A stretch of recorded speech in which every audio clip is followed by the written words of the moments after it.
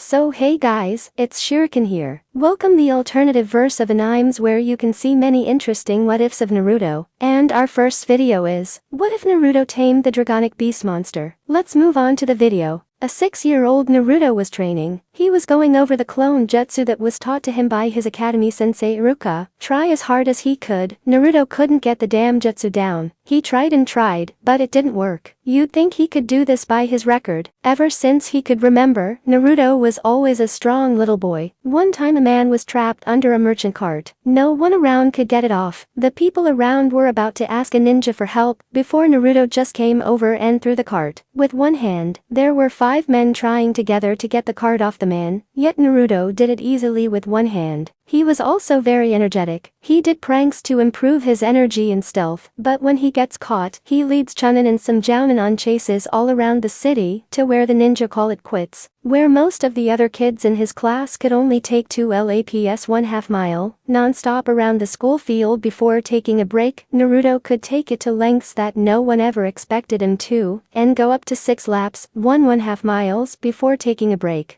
They also tested him to see how much chakra he had. They had him flare out all of his chakra at once in a continuous aura. When Naruto tried it, his aura reached levels that some Jounin couldn't match. He could soak up knowledge like a sponge does to water. He read his Ninja Academy, Year 1 book 3 times in 3 months, and he could answer questions that some kids in their second year couldn't answer. Of course, the teachers gave him questions on things that they hadn't studied yet, but Naruto still answered them correctly, frequently leaving the teachers speechless. He also learned that Jinjutsu were dispelled when he flared out his chakra. After a few days of trying, he mastered that move. He flared chakra out of a small part of his body, frequently to dispel any Jinjutsu. He used it as a chakra exercise. He even found out that some of his tests had Jinjutsu on them, but didn't pay any mind to it. Naruto also had tough skin. He had skin that could easily take a stabbing from a kunai, yet he didn't feel anything from it, but a small twinge of pain. A guy in the village once threw a kunai at Naruto's arm. Naruto didn't sense it or anything, and it hit him. The kunai fell with the top part of it bent. All Naruto did was feel a small pain, but it went away a few minutes later. He also found out a new way to use chakra. Well, it wasn't chakra, but it was something else entirely. Ever since he started using chakra, Naruto felt that there was something different about it than his body expected. He never found out what that was until he was attacked. Some people got together and tried to kill him. Naruto tried to run, but took a dead end and was beaten up. The attacks didn't hurt as much as they usually did, but Naruto was still scared. He looked around, but only saw the hateful glares of the people. Naruto panicked, and his instincts took over. He let out some sort of attack that hit everyone and had them running away. After trying to find it for 2 months, Naruto finally found it. It was the energy that his body was craving for. It was the spiritual energy of chakra. Spiritual energy and chakra is built up by exercising, so I picked that. After testing it, Naruto found he could manipulate it in any shape or form. It felt right using that type of energy. He could make a blade, a ball, a grenade. It was only limited to his imagination. But despite all of these achievements, he couldn't control chakra. He couldn't control it enough to do one simple jutsu. Now here he was, slaving away at trying to do the clone jutsu, but couldn't get it done. Naruto tried it again, but still couldn't get it right. Naruto fell into an uncontrollable rage. He tried so hard, yet he couldn't do this one simple fucking jutsu. Naruto fell to his knees and put his hands on his head. He leaned forward, then threw back his head in a primal roar. Somehow, that scream combined with his rage shocked something deep within him. He suddenly felt power. And a hell of a lot of it. It surrounded him completely. It took the form of a yellow fiery aura. Naruto felt his hair stand up. The changes to him were enough to shock him out of his rage state and bring him back to earth. Naruto couldn't explain it, but he could feel the power in him. It was like something far, far away was now in front of him. He felt the power, and it felt damn good. Once Naruto got control of himself, he knew that this wasn't the end. He could feel it. He knew that this power was something that would change his entire life. He also had to hide it. He had a 6th sense for danger. He knew when someone dangerous to him was watching him, call it precognition, but he felt the Uchiha boy in his class look at him. The kid frequently stared daggers into the back of Naruto's head. Naruto never paid it any mind, but he could feel the danger behind that stare. The feeling was like listening to a serial killer laughing as he broke out of prison or something. Naruto couldn't explain it, but he felt the power leave all of a sudden. He felt his hair go down and saw the aura disappear. He also saw black at the edges of his vision. The black completely took over his vision, and Naruto fell unconscious. Fast forward September 6 years before the Valley of the End. After 5 months of trying, Naruto was going to re-attempt it. He fell unconscious many times trying, but he finally succeeded once. After finding out that it was because of his rage that he was able to reach that, Naruto tried to reach it again. After several failures, he did it. When he did, he felt the power increase and thought of increasing his spiritual energy. After months of training, Naruto was about to try it again. He tried it after every week of training, but it didn't do any good. He could never activate it. Now he was about to try it again. Naruto flared his aura like they told him to, gaining power, pushing his max. Naruto increased his power higher and higher, never stopping. After a while, he felt a barrier, like a literal top on his power. Naruto focused his power harder and harder, knowing that barrier stood in between him and that transformation. Naruto forced his power until he could literally feel that barrier breaking. When it broke completely, the power rushed him again. This time Naruto was by a river, so when the transformation happened, he rushed over to see what it was. He looked at his reflection to see a completely different person looking at him. The person in the water had blonde hair sticking up in odd places. He had greenish blue eyes. The person had more muscles than Naruto ever had. There was also a fiery yellow aura around him. He thought that he was dreaming, until he punched himself. He looked at the water and thought, that's me. I look completely different. This is unreal. After checking himself out more, Naruto walked away from the river and into town. After a while the aura died off, but the changes stayed the same. And when he went into town, no one noticed him. His hair and eyes were usually jet black. Now that the colors were different, he was unrecognizable, except for the whisker marks. Naruto headed across town to the forest on top of the Hokage monument. After getting there, Naruto tried to control the transformation. He found that with great difficulty he could barely control it. Naruto decided to train more. With training, he was able to transform without being angry. Maybe training will allow him to transform without so much strain. It's just like a cool jutsu. You want to launch it as fast as possible, and it took him 10 minutes of concentration to transform and 5 to get out of it without passing out. He needed to get the transformation faster. Fast forward December 27th to 6 years before the Valley of the End. 3 months later, Naruto could control the technique. It took 3 months of hard work, and he even had to skip school sometimes, but he was able to control the transformation. Now all he had to do was concentrate, and in a few seconds, the technique did its work, turning him to Super Naruto. This technique had also helped him with his chakra. He found that not only increased his spiritual energy, but his physical energy too. Somehow, it forced the cells in his body to give a whole lot more energy up. Naruto's chakra supplies increased dramatically, and now he could control that power. Naruto was out getting himself a soda and some ice cream with the Hokage. He told the Hokage everything about the ability. To say that the Hokage was shocked was an understatement. He couldn't lift his jaw off the ground for 10 minutes. He told Naruto that the technique was very dangerous and that he shouldn't tell anyone about it. Naruto already guessed that the Hokage would tell him that, but the Hokage was like a grandfather to him, and for some reason, he couldn't keep secrets from him. Anyway, they were eating ice cream when some guy came in. He looked like a ninja, but from the sign on his headband, it was easy to tell that he wasn't from Konoha. His headband had clouds on it, signaling that he was from Kumagakure no Sato, the village hidden in the clouds. He had a beard and a confident smirk on his face. The man came up to the Hokage and said, "Hello today, Hokage-sama. How are you?" Sarutobi put on a smile and said, "Great. I was just on my way to that meeting. It starts in 10 minutes anyway. Naruto, it's getting late, you better get on home." Naruto said, "Alright old man," and got up. He started walking out of the ice cream parlor, but stopped. He felt a bad vibe from somewhere. After looking around, he found it coming from the cloud guy. The guy was roped up in a chat with the Hokage, so he didn't see Naruto looking at him. After a few years, Naruto learned to trust his vibes. They got him out of a lot of beatings.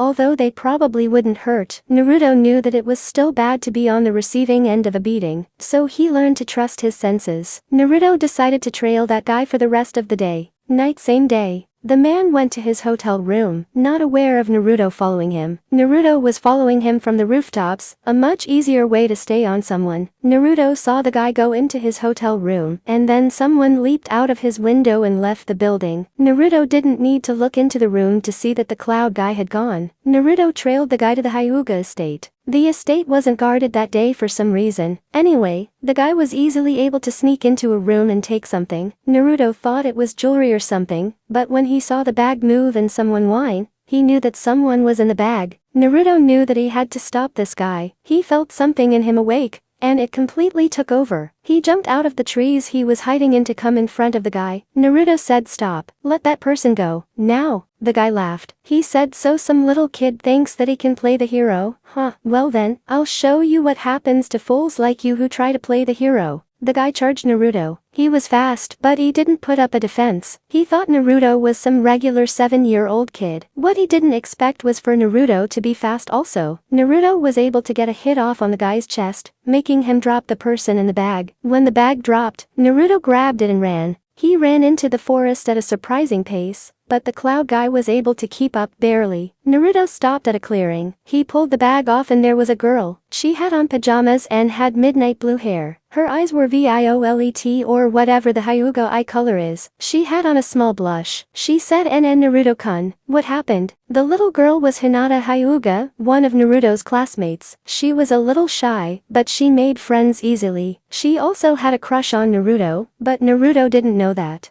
Naruto said, "Some guy from Cloud Village tried to kidnap you. He's coming." "Hinata, I'll hold him off." Hinata became frantic. She heard from her dad that the Cloud Village sent over their head jounin to sign a peace treaty with the village. The head jounin wasn't someone to mess with, and she guessed that he could keep up with some of the best. She couldn't let Naruto go out there and be killed. She said, "Naruto-kun, you can't." Naruto cut her off. He turned around to a part of the forest, saying, "Hey, don't tell me what I can't do. We'll both be fine. I give you my word, and I never go back on my word. That's my ninja way. I promise you won't get hurt. Now sit back and watch me show this guy what happens when he messes with my friends." Hinata blushed a little when she heard Naruto call her his friend. Hinata couldn't explain it, but Naruto's words soothed her. She calmed down and backed away. 2 seconds later, the head jounin from Cloud came out of the woods. He said, "You won't survive round 2, kid," and charged Naruto, this time taking Naruto seriously. Naruto said, "No, you won't survive this." Naruto then focused his power, easily activating his transformation. When he transformed, he let his power flare out. The power caused some changes in the landscape. The ground around him started crumbling. Small pebbles started raising up and being destroyed in midair. Hinata looked at Naruto and said, "Naruto, what happened to you?" Naruto said, "This is my new technique I made up. It changes my hair yellow and makes me a whole lot stronger. With this move I can beat this fool." Naruto looked at the Cloud jounin and said, "Alright, now, let's go." Naruto then shot at the guy. 1 second Naruto was in front of the guy, and in a blink, he had his right fist embedded in the guy's chest. The guy's eyes came out of his eye sockets and swelled to the size of dinner plates. Naruto then turned around and kicked the guy with the sole of his left foot. The guy drifted 10 feet back before landing. The guy got up quickly, saying, "This time I'm not going easy on you. Now die." The guy started charging Naruto with a sword out in his right hand. Naruto yelled, "Spirit Sword Jutsu." Naruto held his left arm out with his fingers extended and his thumb tucked into his palm. He focused Kai energy into his hand, and a yellow mass of energy came out. The energy came out of his wrist and went for 3 feet, growing into a point. The man stopped running and looked on in shock, and thought to himself, "Who is this kid?" Hinata looked amazed as Naruto turned to her and said, surprised, "I call this my Spirit Sword Jutsu. It creates a glowing yellow sword in place of my hand. Now I don't need a weapon." The Cloud jounin said, "No matter. I can easily kill you, little boy." The man continued his dash at Naruto and tried a vertical slash at Naruto. Naruto brought the sword up to block the strike. Sparks flashed as the guy pulled his sword back and tried to attack Naruto again with a diagonal strike, then a horizontal. The man kept attacking, never letting up for even a second. Naruto didn't let the guy gain any ground. He met all of the guy's strikes with a blocker parry. While the Cloud jounin was busy striking Naruto, Naruto created another smaller blade on his right arm. When he blocked another vertical strike from the guy, he brought his other blade around, growing it in size. The blade then cut through the guy's sword like a hot knife through butter. The guy was momentarily shocked at the fact that his sword was destroyed. Naruto took advantage of the opportunity, stopped his spirit sword jutsu, and punched the guy in his chest. The Cloud Jounin was knocked away by the hit. Naruto started charging energy into his left hand. When the attack charged completely, Naruto let it go, yelling silent grenade jutsu.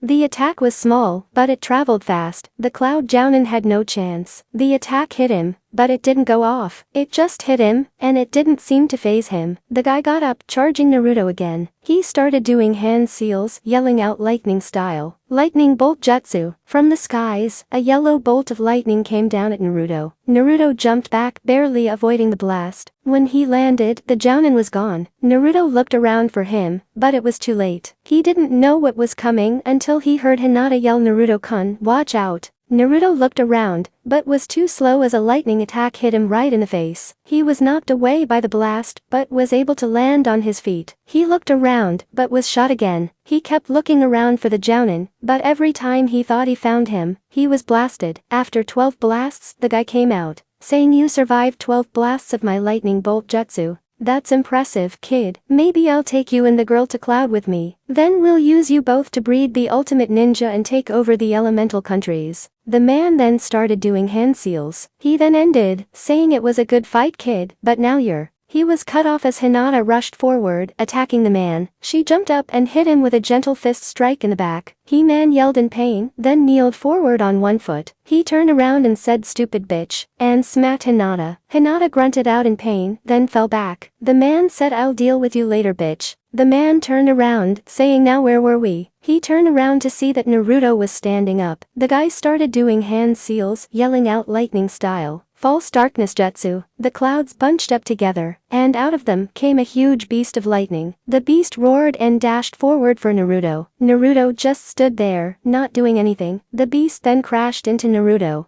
There was a huge explosion, giving Hinata the idea that Naruto was dead. She started crying out of the blue, thinking that her friend and crush was dead. The Cloud Jounin started laughing. He said, "Who did you say wouldn't survive this battle, kid? Too bad. Your abilities could have been good to Cloud. Too what the hell?" The guy was interrupted as the smoke from the attack unexpectedly blew away. Standing there was Naruto, with torn clothes and bleeding wounds. Naruto looked at the guy, and in his eyes was murder. The glare was so evil, it would have made Orochimaru piss his pants. Naruto said, "I was gonna leave you to the Hokage to decide what to do with you, but now I won't. For hurting Hinata-chan, your death will be here and now." Naruto shot at the guy, making a crater where he was at. The Cloud Jounin started doing hand seals, but was interrupted when Naruto appeared in his face out of nowhere. Naruto buried his fist in the man's face, blasting him backwards. The man was about to land, but Naruto interrupted him. Naruto appeared behind him and kicked him to the left. Naruto disappeared again and appeared behind the guy. He kicked him to the left again and disappeared. He kept that pattern up until the guy landed. The guy had broken hands, legs, arms, and a cracked rib. The guy steadily got up, wincing in pain. He was on his knees and hands, and when he looked up, there was Naruto with a spirit sword in his face. The guy said, "Please. I was only acting on orders from the Raikage. Please have mercy on me." Naruto narrowed his eyes more than they were and yelled, "Mercy? You want me to show you mercy? You kidnapped Hinata from her home for your village. You tried to kill me. You were about to kidnap me too. Just for your village. Tell me why? Why the hell should I show you mercy after that? Huh? Why shouldn't I just kill you right here?" The Jounin was whimpering, and was about to say something, when Naruto interrupted him. Naruto dropped out of his transformation, dropping the spirit sword. He said, "Luckily for you, that's not my decision to make." Naruto then looked somewhere behind him. The Jounin turned around to see the Hokage and Hiashi Hyuga standing there.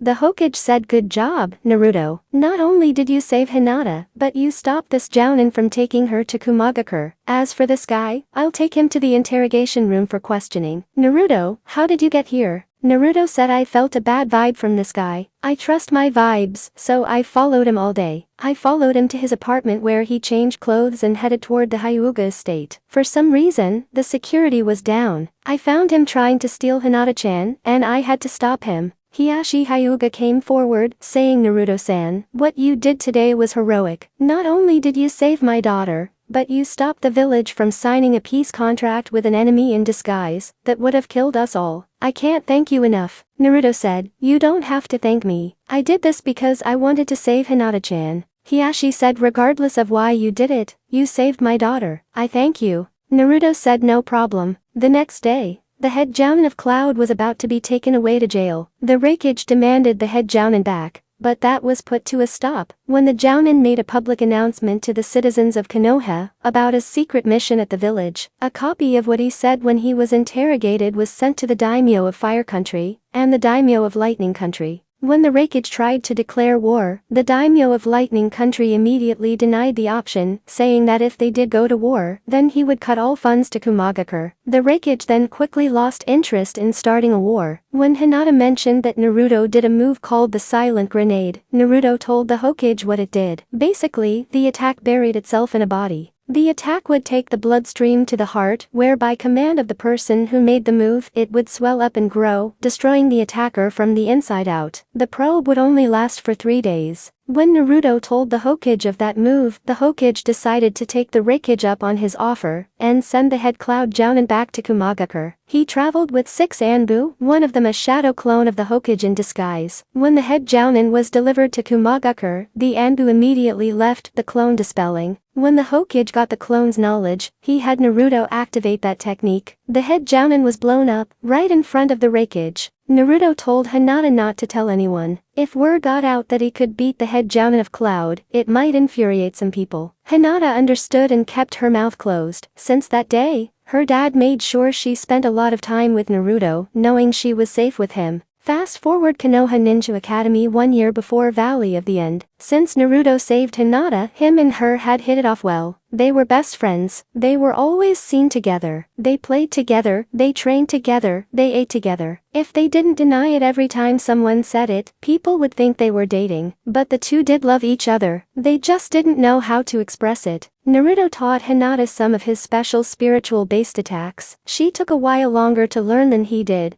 but she was easily able to do it. She even created some of her own attacks. They were always coming up with new ways to use spiritual energy. Today Naruto and Hinata came to school early and sat down in their seats next to each other, Hinata by the window and Naruto next to her. Things were peaceful until the door opened. A kid with jet black hair and black eyes said, "Dobe, fight me, now." Naruto looked over to the door to see Sasuke Uchiha, his most hated rival. Ever since he first came there, he was hated by Sasuke for having black hair and eyes like an Uchiha. They were always at each other's throats and were always fighting. Naruto sighed and said, "Didn't you learn anything from the last, what's the record, 50 times I whooped your ass?" Sasuke narrowed his eyes at Naruto and said, "That's just luck. Lightning doesn't strike twice." Naruto smirked and said, "You're right. It strikes 50 times, from my count." Sasuke glared at Naruto harder and said, "What, Dobe, scared?" Naruto said, "Of who? You? No, I just don't wanna dirty my hands messing with you. You're a small fry in comparison to me." Sasuke exploded with anger and said, "What did you say?"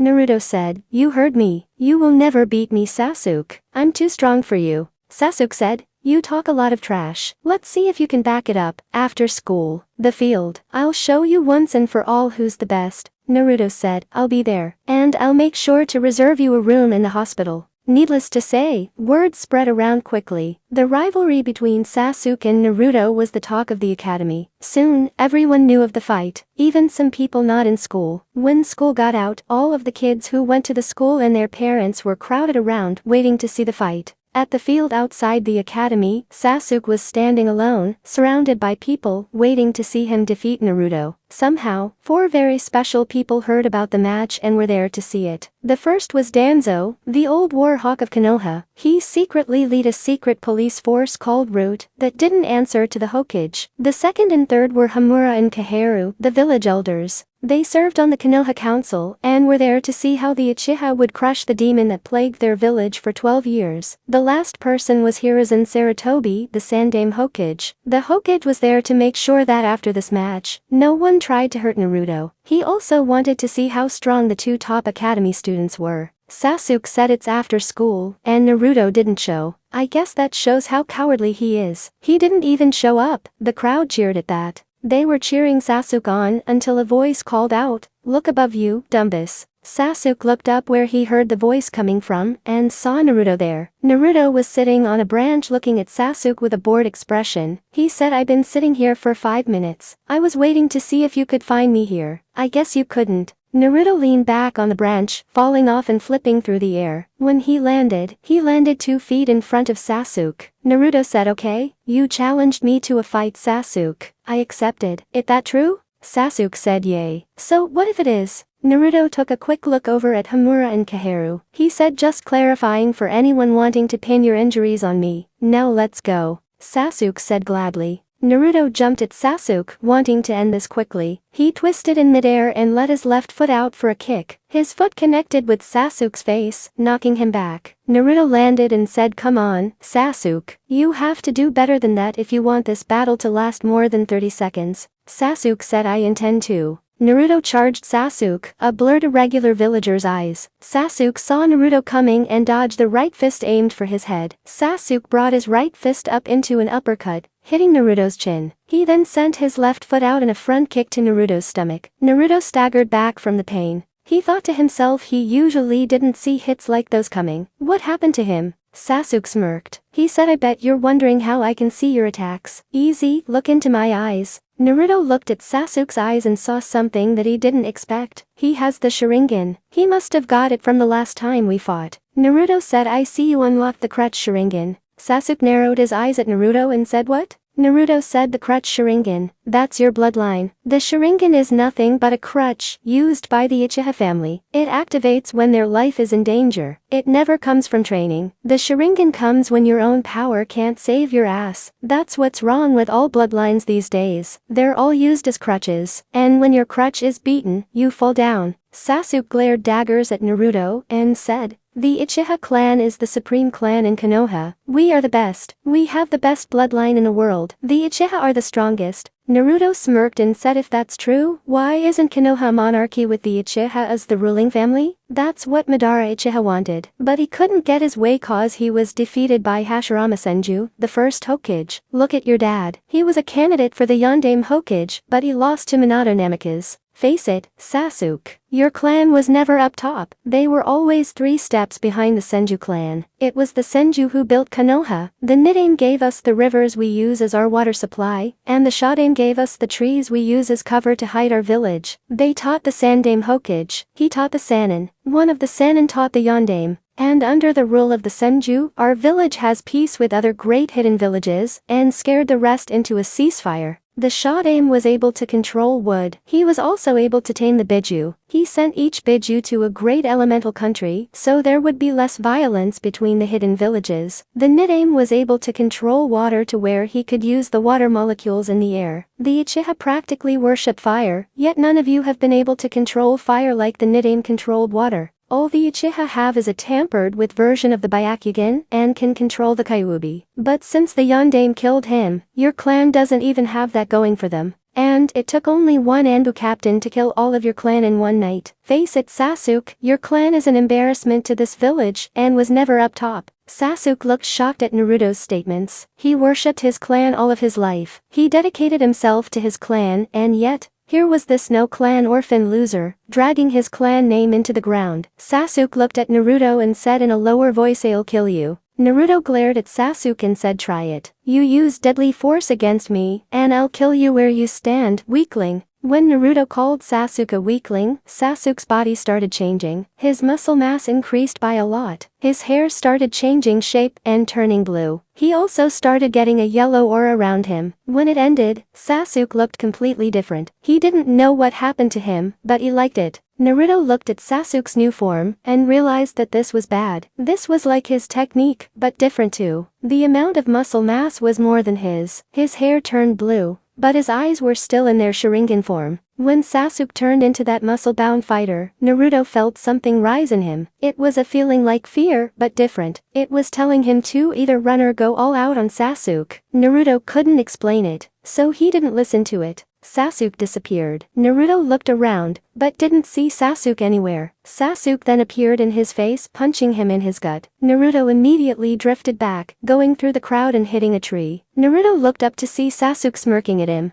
Naruto said, "You don't got nothing to be smiling about, Sasuke. I'm tired of holding back on you." Naruto stood up and clenched his fists to his side. He concentrated his power, letting out a primal yell. The effects were immediate. Naruto's hair stuck up, his hair turned golden and his eyes changed color. His muscles also got bigger. Naruto said, "Let's go, Sasuke." Immediately both disappeared. After a few seconds, a shockwave was heard in the air. It felt like two hulking things smashing together. The shockwave even blew a few people back. Where the shockwave originated from, the two dueling ninjas reappeared. When they reappeared, Naruto had his fist in Sasuke's face. Sasuke leaned back from the hit and flipped backwards, letting his foot out, kicking Naruto in the chin. Naruto went flying back and landed on the ground. Naruto got up quickly, dashing at Sasuke. Sasuke charged at Naruto and let out a punch. Naruto ducked under the punch and focused energy into his fists. Naruto then yelled out spirit tags. He then started attacking Sasuke at lightning fast speeds. With this Sharingan still on, Sasuke was able to block half of the attacks, but a few got through. Without warning, Naruto backed away. He jumped far away from Sasuke and landed. He said, "Spirit tags, ignite." For a second, nothing happened, but then, Sasuke started glowing. He looked at his body to see that the glow was coming mostly from his arms, but there were some spots on his chest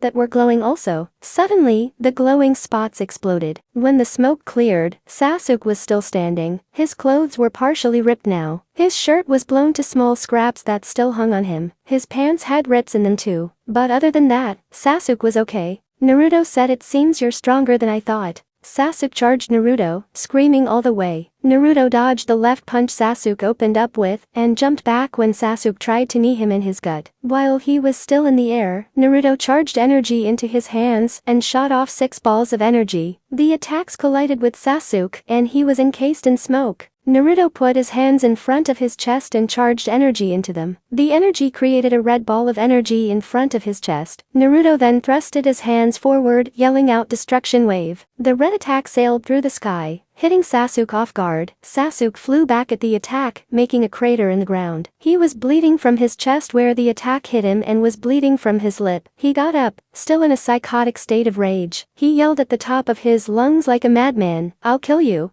Sasuke charged Naruto again. It was at that point Naruto realized something. His transformation is like my move. The problem with his is that it makes him more powerful, but decreases his speed. My transformation makes it so all attributes are increased equally. That move increases his power a lot, but it doesn't do much for speed. That's where I got on him. Naruto waited until Sasuke was right on him, then disappeared. Sasuke looked around for Naruto but couldn't find him. He heard a voice say, "Hey Dumbus, look behind you." Sasuke turned around to see Naruto holding another ball of energy in between both of his hands by his right hip, except this one was green. Naruto said, "Say hello" to Super Naruto's Konoha Cannon. Naruto then turned his body, thrusting the attack forward with great force. The attack sailed through the air, straight towards Sasuke. The attack hit him full force. Sasuke was blown back. Through the smoke, you couldn't see Sasuke. But then immediately the smoke blew away. Sasuke was still standing there, with a few bruises. He charged Naruto again, but Naruto dodged his punch. But Naruto didn't dodge the headbutt that came his way. Naruto was blown back from the attack. Naruto got up thinking, "Damn, that attack was strong. I can't let him hit me again like that. If I do, I'm finished." Naruto rushed Sasuke, with speeds only the experienced ninja could follow. He rushed Sasuke, but Sasuke dodged his punch. Naruto then started attacking at a fast pace, making Sasuke strain to keep up with him. Naruto jumped back in the air, letting out Kai blasts all the way. Sasuke dodged them, but Naruto was gone. He turned around only for his face to meet a boot.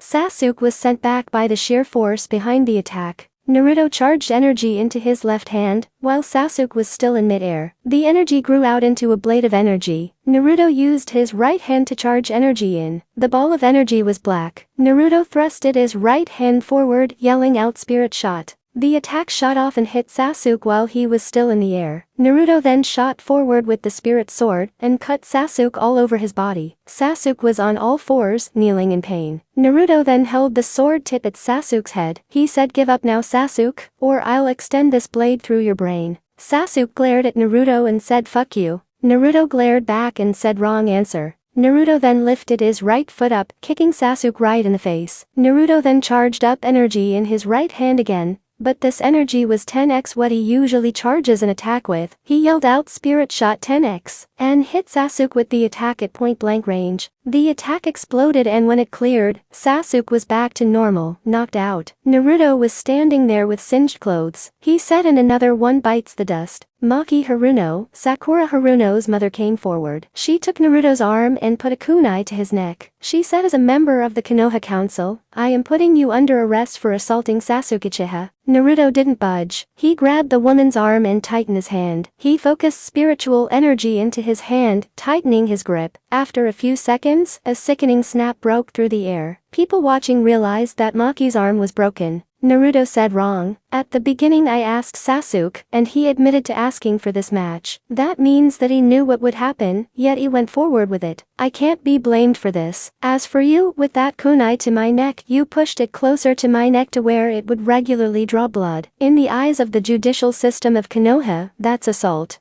I have the right to kill you, but I won't do it. Naruto then dragged her by her broken arm, with her screaming all the way. He pulled her by her arm and threw her outside the ring. Naruto nodded to the Hokage briefly, the Hokage nodding back. Naruto then walked away, to the yells and screams of the people. Naruto paid them no mind. He walked away and dropped his transformation, only to run into Hinata again. They both started walking down the street together. She said, you know you're gonna get hell for that. Naruto said, I don't care. They can write it down, publish it in the newspaper. I don't give a fuck. Hinata leaned in and said, you know that one-armed, one-eyed guy at the match? At Naruto's nod she continued, that man is named Danzo. Word is, he runs an underground military force called Root. Naruto said, so, I don't care. Hinata said, my father also told me that at every council meeting, he asks to take custody of you, but when someone else wants custody of you, he's the first to reject it. Naruto said, so what's he want with me? Hinata said, my father said that he might know of your ability to transform. Naruto scoffed and said, well, he certainly knows now.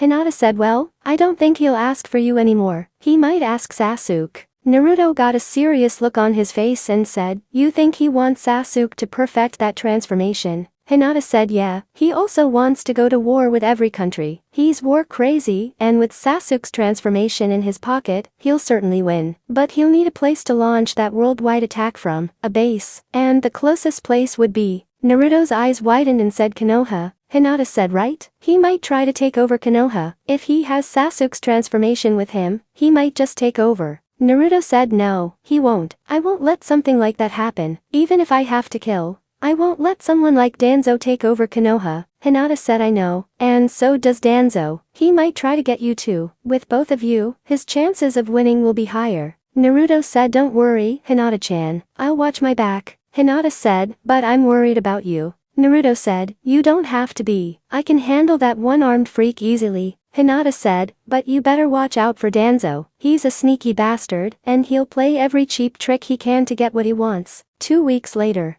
Naruto had just walked out of the academy with his headband. He had graduated and was a genin. To Naruto, the test was incredibly easy. He finished with the highest scores in the class. While he was walking out, he heard a voice call out to him. He looked over to where the sound came from to see Mizuki standing there. He was the assistant teacher and was always someone Naruto's instincts deemed hazardous. Naruto always listened to his instincts since they saved his life a lot of times. Nevertheless, Naruto walked over to Mizuki. Mizuki said, Naruto, I need your help with something quick. Naruto said, sure, what is it? Mizuki said, I'm on my test for becoming a jounin. One of the requirements is to get a ninja of lower level to get something from the Hokage Tower called the Forbidden Scroll of Seals. I need you to steal it and bring it to a shed outside the village. Will you help me, Naruto? Naruto said, sure, you can count on me. While he said that, Naruto was thinking, what the fuck? You have to be a complete idiot to fall for that one. How stupid does he think I am? It's called the Forbidden Scroll of Seals for a reason, Dumbus. The Forbidden gave you away. Mizuki said, great, Naruto, here. Mizuki handed Naruto a map. He continued, saying, this map will show you where you can find the shed outside the village. I'm really counting on you, Naruto.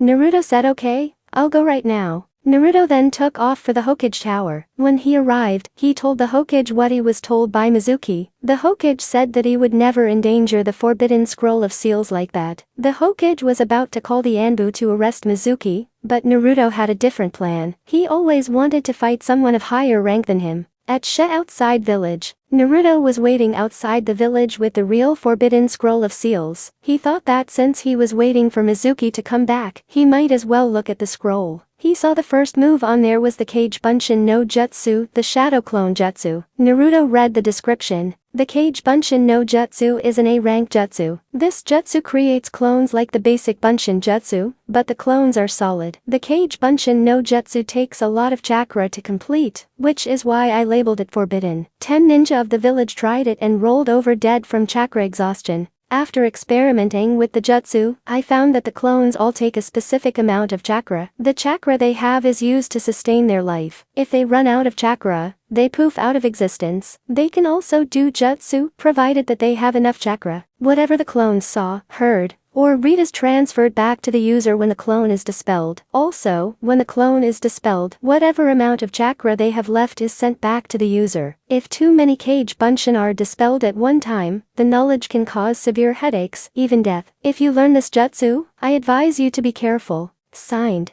Hashirama Senju. Naruto looked at the hand seals of the jutsu and immediately got started on doing the jutsu. After a little while, he got the technique down. He sat down and read the scroll again, and saw another attack like the Kage Bunshin. Fire style, solar destruction. The fire style, solar destruction jutsu is an A-rank jutsu. The solar destruction jutsu is different from many other jutsu in the fact that hand seals aren't required to do the technique. This attack draws on the sun's rays and focuses it into a blast. The user can direct the blast to wherever they want it to go. This attack takes up a lot of chakra, more than the Kage Bunshin no jutsu. This attack takes longer to charge up during the night. But other than that, night and day don't affect the jutsu any. This attack is not recommended for anyone lower than Jounin rank. You may be able to use chakra to compensate for the lack of solar energy, but I haven't tried that yet. I advise you to be cautious of using this attack. Signed, Minato Namikaze. Naruto looked at the hand seals and tried to start the jutsu. It took a while, but he was able to get a blast ready. When he fired it, he saw that it burned things like a flamethrower. Naruto kept working on the attack and eventually tried to add chakra to the attack. When he did, the attack went out of control and blew up right in his face. After trying it a few more times, Naruto realized that it kept blowing up because of his lack of chakra control. When more chakra is added to the equation than the amount used to gather solar energy, it becomes too much for Naruto to control, and it blows up. Naruto got up and tried it again, but this time he used spiritual energy instead of chakra. The attack grew bigger, but he was able to control it. He didn't even need that much sunlight.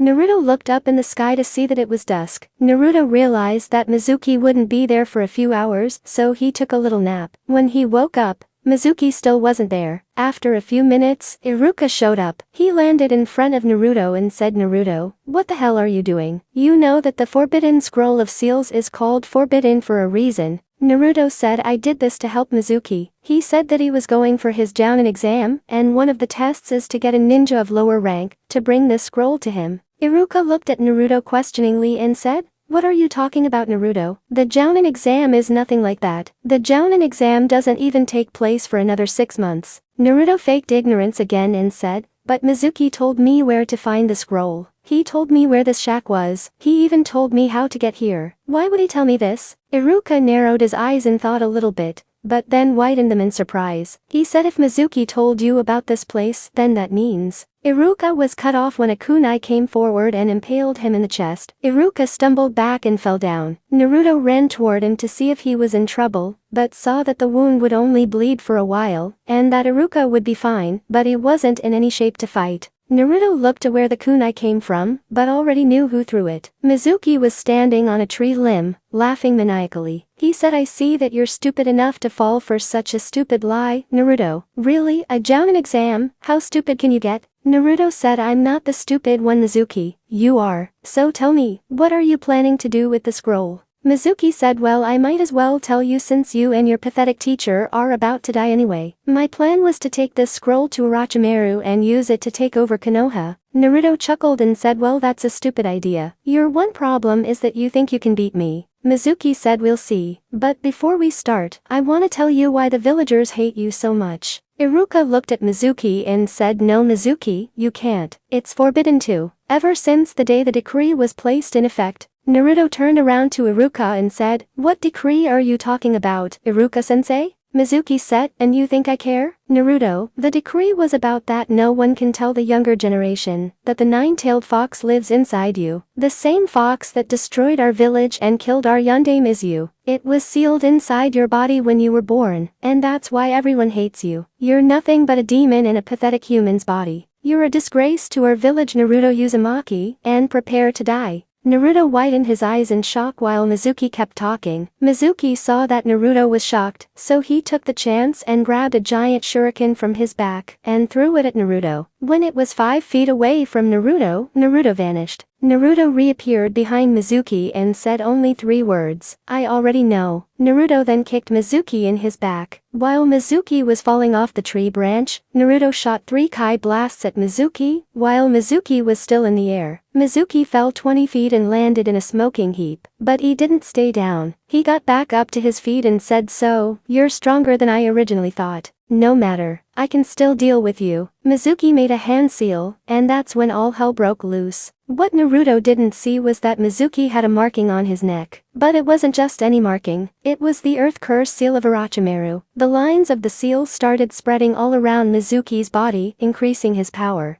Naruto sensed the power rolling off Mizuki, and knew that this wouldn't be good. With a power increase like that, it would be hard to match. Naruto shot off 3 Kai blasts quickly, hoping to get the drop on Mizuki. Unfortunately, the curse seal multiplied Mizuki's power to a great level, so he dodged the blasts. Mizuki rushed to Naruto and started attacking. Naruto fought back and matched Mizuki blow for blow. Mizuki tried to jump back a little and pull out a sword, but when he swung it at Naruto, it didn't faze him. Naruto easily broke it on his forearm and punched Mizuki in his face. Naruto charged up energy into his right hand. The attack took a dark glow. Naruto aimed his hand to where Mizuki fell at and shot it out, yelling "Spirit Shot." The attack sailed towards Mizuki, but Mizuki stood up and jumped into the tree branches, leaving the attack to detonate on the floor. Naruto looked up to see that Mizuki had jumped off the tree branches and was coming back down. Naruto charged up the attack in his hand again. He said, "You can't dodge while you're in the air, Mizuki. Spirit Shot."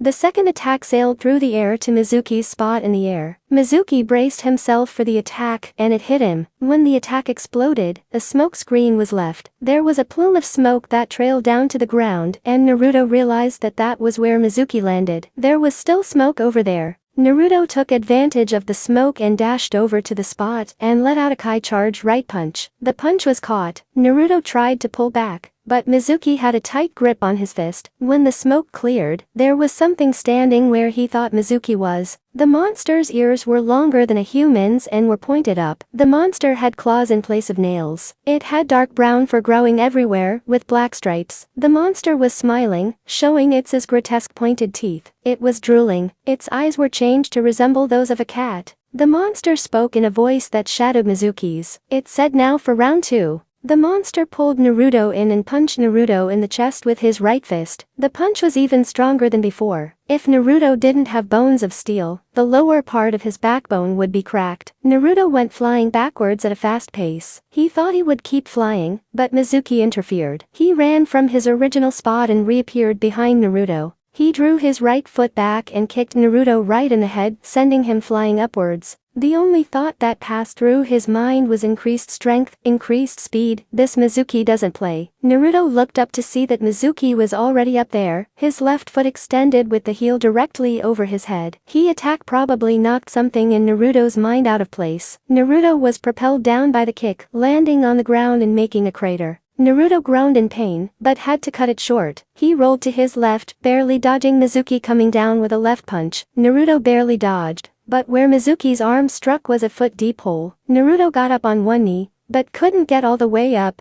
because Mizuki saw him and punched him in his face. Naruto went flying backwards from the attack, finally hitting a tree. Naruto was in too much pain to stop himself from falling off the tree. He landed on the ground in a broken heap. Naruto looked up to see Mizuki standing there with his foot up. It looked like he was about to smash down on Naruto's head. He said, "Any last words, you demon filth?" An unidentified female voice came from the treetops. It said, "I got some, spirit arrow." Out of the treetops came a yellow arrow. The arrow sailed towards Mizuki and hit him in his neck. The arrow then exploded. When the smoke cleared, Mizuki looked fine, except for some singed fur around where the arrow hit. The voice said, "Want some more? Spirit Shot." The same attack that Naruto blasted Mizuki with earlier sailed through the air. Mizuki brought his arm up to blocking the blast without much trouble. The voice then said Heaven's Wrath. A white ball of energy sailed through the air, going for Mizuki. Mizuki braced himself to block it. It worked, but the fur on his forearms wasn't growing back anytime soon. Mizuki laughed, saying, "You can't defeat me. This no-talent demon couldn't. What makes you think you can?"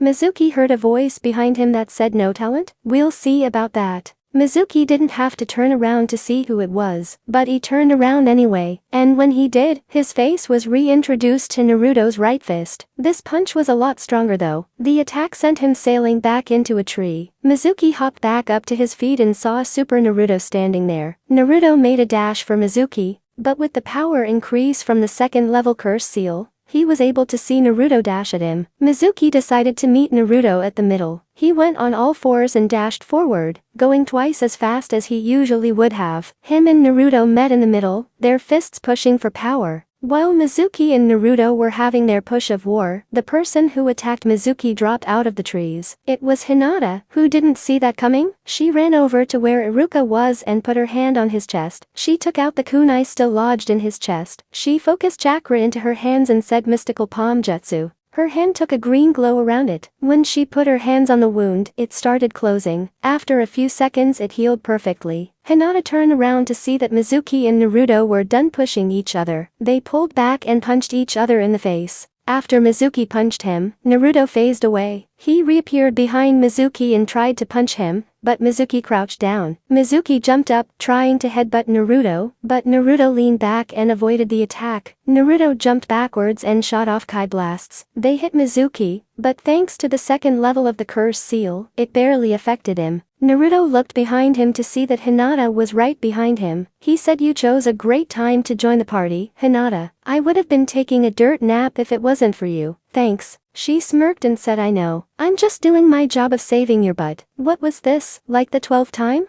Naruto frowned and said 11th time. That business with that assassin doesn't count. Naruto let a small smirk come on his face. He looked to see that the smoke from the Kai blasts were clearing, and Mizuki was charging him. He turned to Hinata and winked to her. He said, "I think we should do the feint and blast?" Hinata said, "I do too." Hinata started charging an attack up while Naruto charged Mizuki. He kept charging until Mizuki was 3 feet away from him. Then Naruto disappeared. When he did, Hinata cried out Heaven's Wrath and sent out a white attack that sailed and hit Mizuki dead on. Mizuki flew back from the force of the blast. When he landed, Naruto appeared beside him. Naruto made a hand seal and said Kage Bunshin no Jutsu. All of a sudden, 9 more Narutos appeared around the circle. They all cupped their hands beside their hip. They charged up energy until it turned an orange-red color. They then said fire style, solar destruction and fired. The concentrated beams of spiritual and solar energy all went forward, hitting Mizuki dead on. After a few seconds the Kage Bunshins ran out of power and they disappeared. Naruto let the attack die and looked into the smoke of what was left behind. When the smoke cleared, there was Mizuki. He was knocked out of the second level curse seal form. He was laying there with his clothes burnt and unconscious. Naruto ran down and picked up Mizuki. Hinata picked up the forbidden scroll and helped up Iruka. Naruto walked over to Hinata, smiled and said thanks again.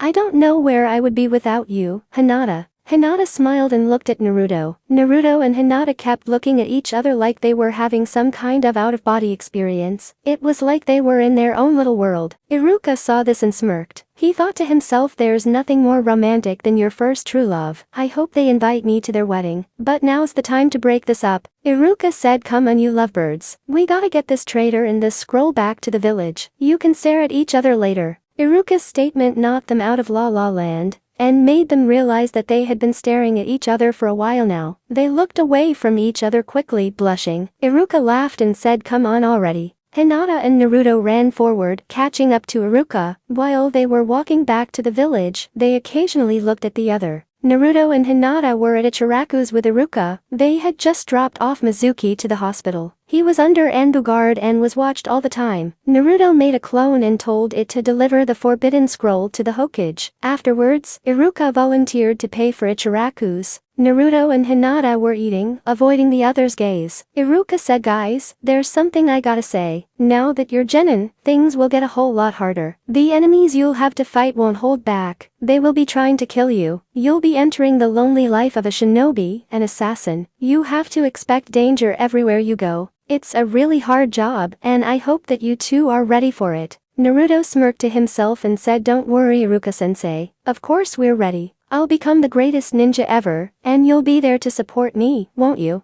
Iruka smiled and said, Naruto, you know that I support you, but I'm not the ones you'll have to convince that you're the best. You'll have to convince the villagers and everyone against you that you're the best choice to lead them. Naruto said, don't worry about me, I can. Hinata said, I hope you can. After their meal, Naruto and Hinata left the ramen stand to go train some more. Since Naruto taught Hinata about Kai, they've been training every day together. After he taught her how to control the energy, they put their brains together and, using intellect combined with child imagination, they created many techniques together. Naruto walked to the middle of the training ground they were at and said, okay, Hinata, show me what you got. Hinata bent down a little and concentrated. Power started rolling off of her. Her clothes started blowing in the wind her power created. When she stopped, she had an aura. The fiery aura was dark blue at the end and white in the middle. She said, how's this? Naruto whistled and said, that's great, Hinata. You're getting really strong. Now I've been racking my brain for new ideas for attacks, and I came up with one while I was waiting on Mizuki last night. You remember that show we watched when we were little kids? Hinata racked her brain for an answer, and then said, you mean Power Rangers? Naruto said, yeah, you know how the guy in white could fly? Hinata smiled a little, seeing where this was going. Naruto said, well, I thought we could try flying like them. Think about it, Hinata. How many ninja do you know who can fly? Hinata thought about it and said, well, actually none. It can't be any different than anything else we can do. Let's try it. Naruto smiled a little and said, cool. Now when I was trying it before Mizuki came,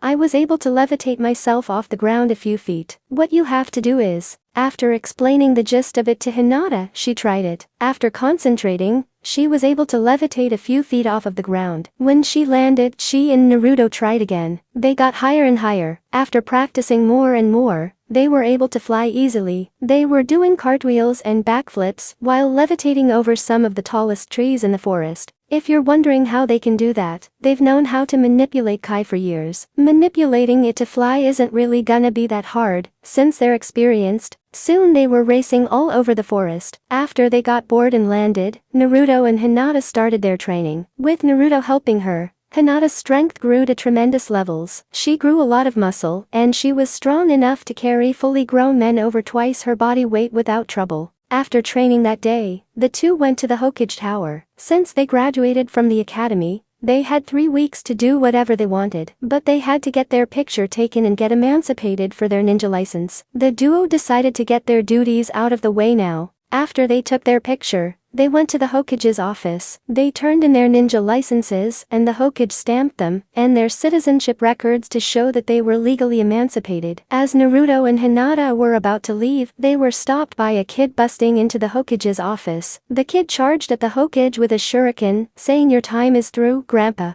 I'll take that hat, then I'll become Hokage. As the kid was running toward the Hokage, he wasn't watching where he was going, and he slipped on his huge scarf. The kid fell forward and hit his head on the wooden floor. When they saw that, Hinata and Naruto just started laughing. Seeing them laughing, the kid got embarrassed. Since Naruto was closest to him, B blamed Naruto for tripping him. Naruto said, I didn't trip you, kid. You fell over your own scarf, you klutz. The kid started yelling at Naruto. He said, shut up. I know you tripped me, now apologize. Naruto was starting to get pissed off now. He'd been blamed for a bunch of shit that he didn't do in his life, and he wasn't gonna let some snot-nosed kid blame him for shit. Naruto picked up the kid by his collar and was about to punch him before a man wearing all black and black sunglasses came in. He saw what Naruto was doing, and he said, drop the grandson of the Hokage, you filth. Naruto looked at the guy, then looked at the kid, then looked at the Hokage. He got a confused look on his face and said, this snot-nosed punk is your grandson?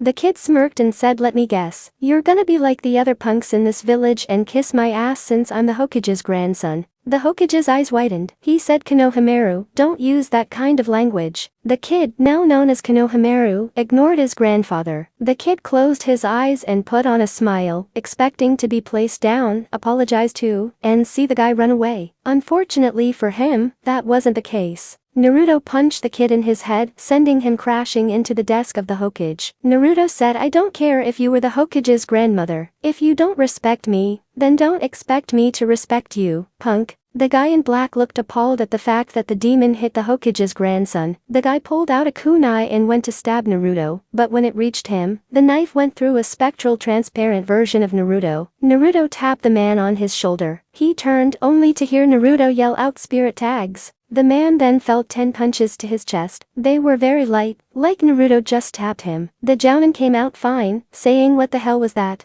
Naruto then smirked and said spirit tags, ignite. The man's chest then started glowing yellow. The glow grew brighter and brighter. The glow then exploded, blowing the Jounin out of the window. Naruto looked at the Hokage and said, who the hell was that closet homosexual? Konohamaru looked at Naruto, amazed at what he did. He just completely blew Abisu Sensei to the Hokage monument. How did he do that? That was amazing. The Hokage chuckled to himself a little and said, that was Abisu. He's the special Jounin tutor for my grandson. Naruto said, good. Tell that catcher to stay away from me. I won't hold back next time. People like him had been giving Naruto crap all his life. It pissed him off to no end to see that prejudice stretched so far into the ninja system. He wasn't gonna take it anymore. Naruto walked out of the Hokage's office, Hinata behind him. What they didn't know was that Konohamaru had snuck out of his granddad's office and was following them from behind. Well, actually they knew, they just didn't react. The two ninja walked down the street, with Konohamaru following them. He was following them in a disguise that looked like a box painted to look like a rock. When they went by fences, Konohamaru would pull out a sheet painted the same color as the fence, so he could blend in. Unfortunately for him, he held it up the wrong way,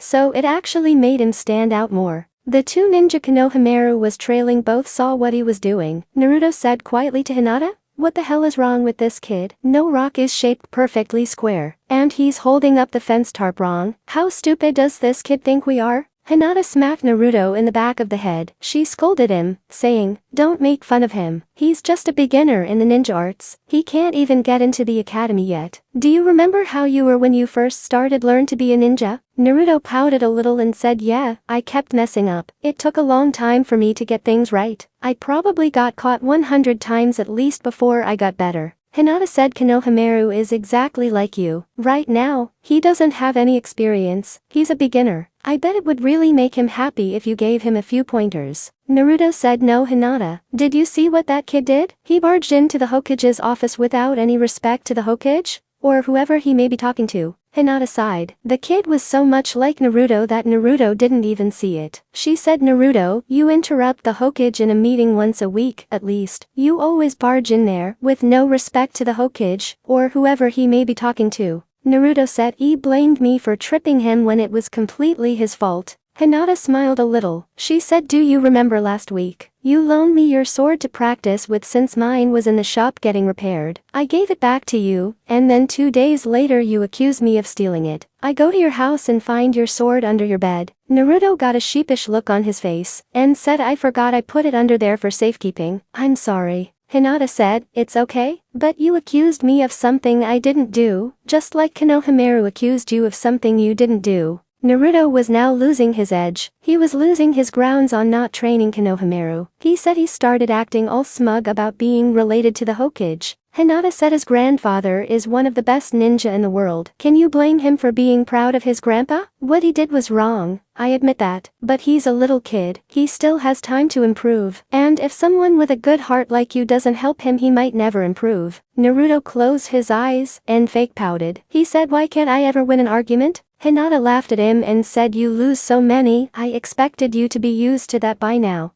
Naruto mock laughed. He said, real funny. Naruto and Hinata started heading for a training ground, with Konohamaru following them. When they got there, they decided to show off a little. Naruto and Hinata faced each other, waiting for the other to begin. The wind was blowing leaves off of the trees surrounding the training ground. As a leaf flew in between them, their glares hardened. When the leaf hit the ground, it was a soundless signal to both to begin. The two disappeared, moving faster than Konohamaru could see them. They reappeared in the middle, but only for an instant. Their elbows were pushing against each other, a look of strain and anger upon each face. They then disappeared again. They reappeared with Naruto's kick being blocked by Hinata's forearm. They disappeared again in a blink of an eye. That's how it kept happening. They would reappear for a brief second and then disappear. As they were moving too fast for him to hear, Konohamaru could hear their blows through the air. They sounded like thunderclaps each time. With each shockwave, the trees would move a little. Konohamaru looked on in amazement. He was thinking to himself, how are they doing that? Naruto and Hinata reappeared in the same places they started at. Naruto had his knees bent. His hands were at his chest, a shoulder width apart. His face had a look of strain on it. Then, a dark red ball of energy started to grow there. The ball started as small as the top of a sharpened pencil, but quickly grew. It grew until Naruto's hands were struggling to hold it. The look of strain on his face was growing more and more.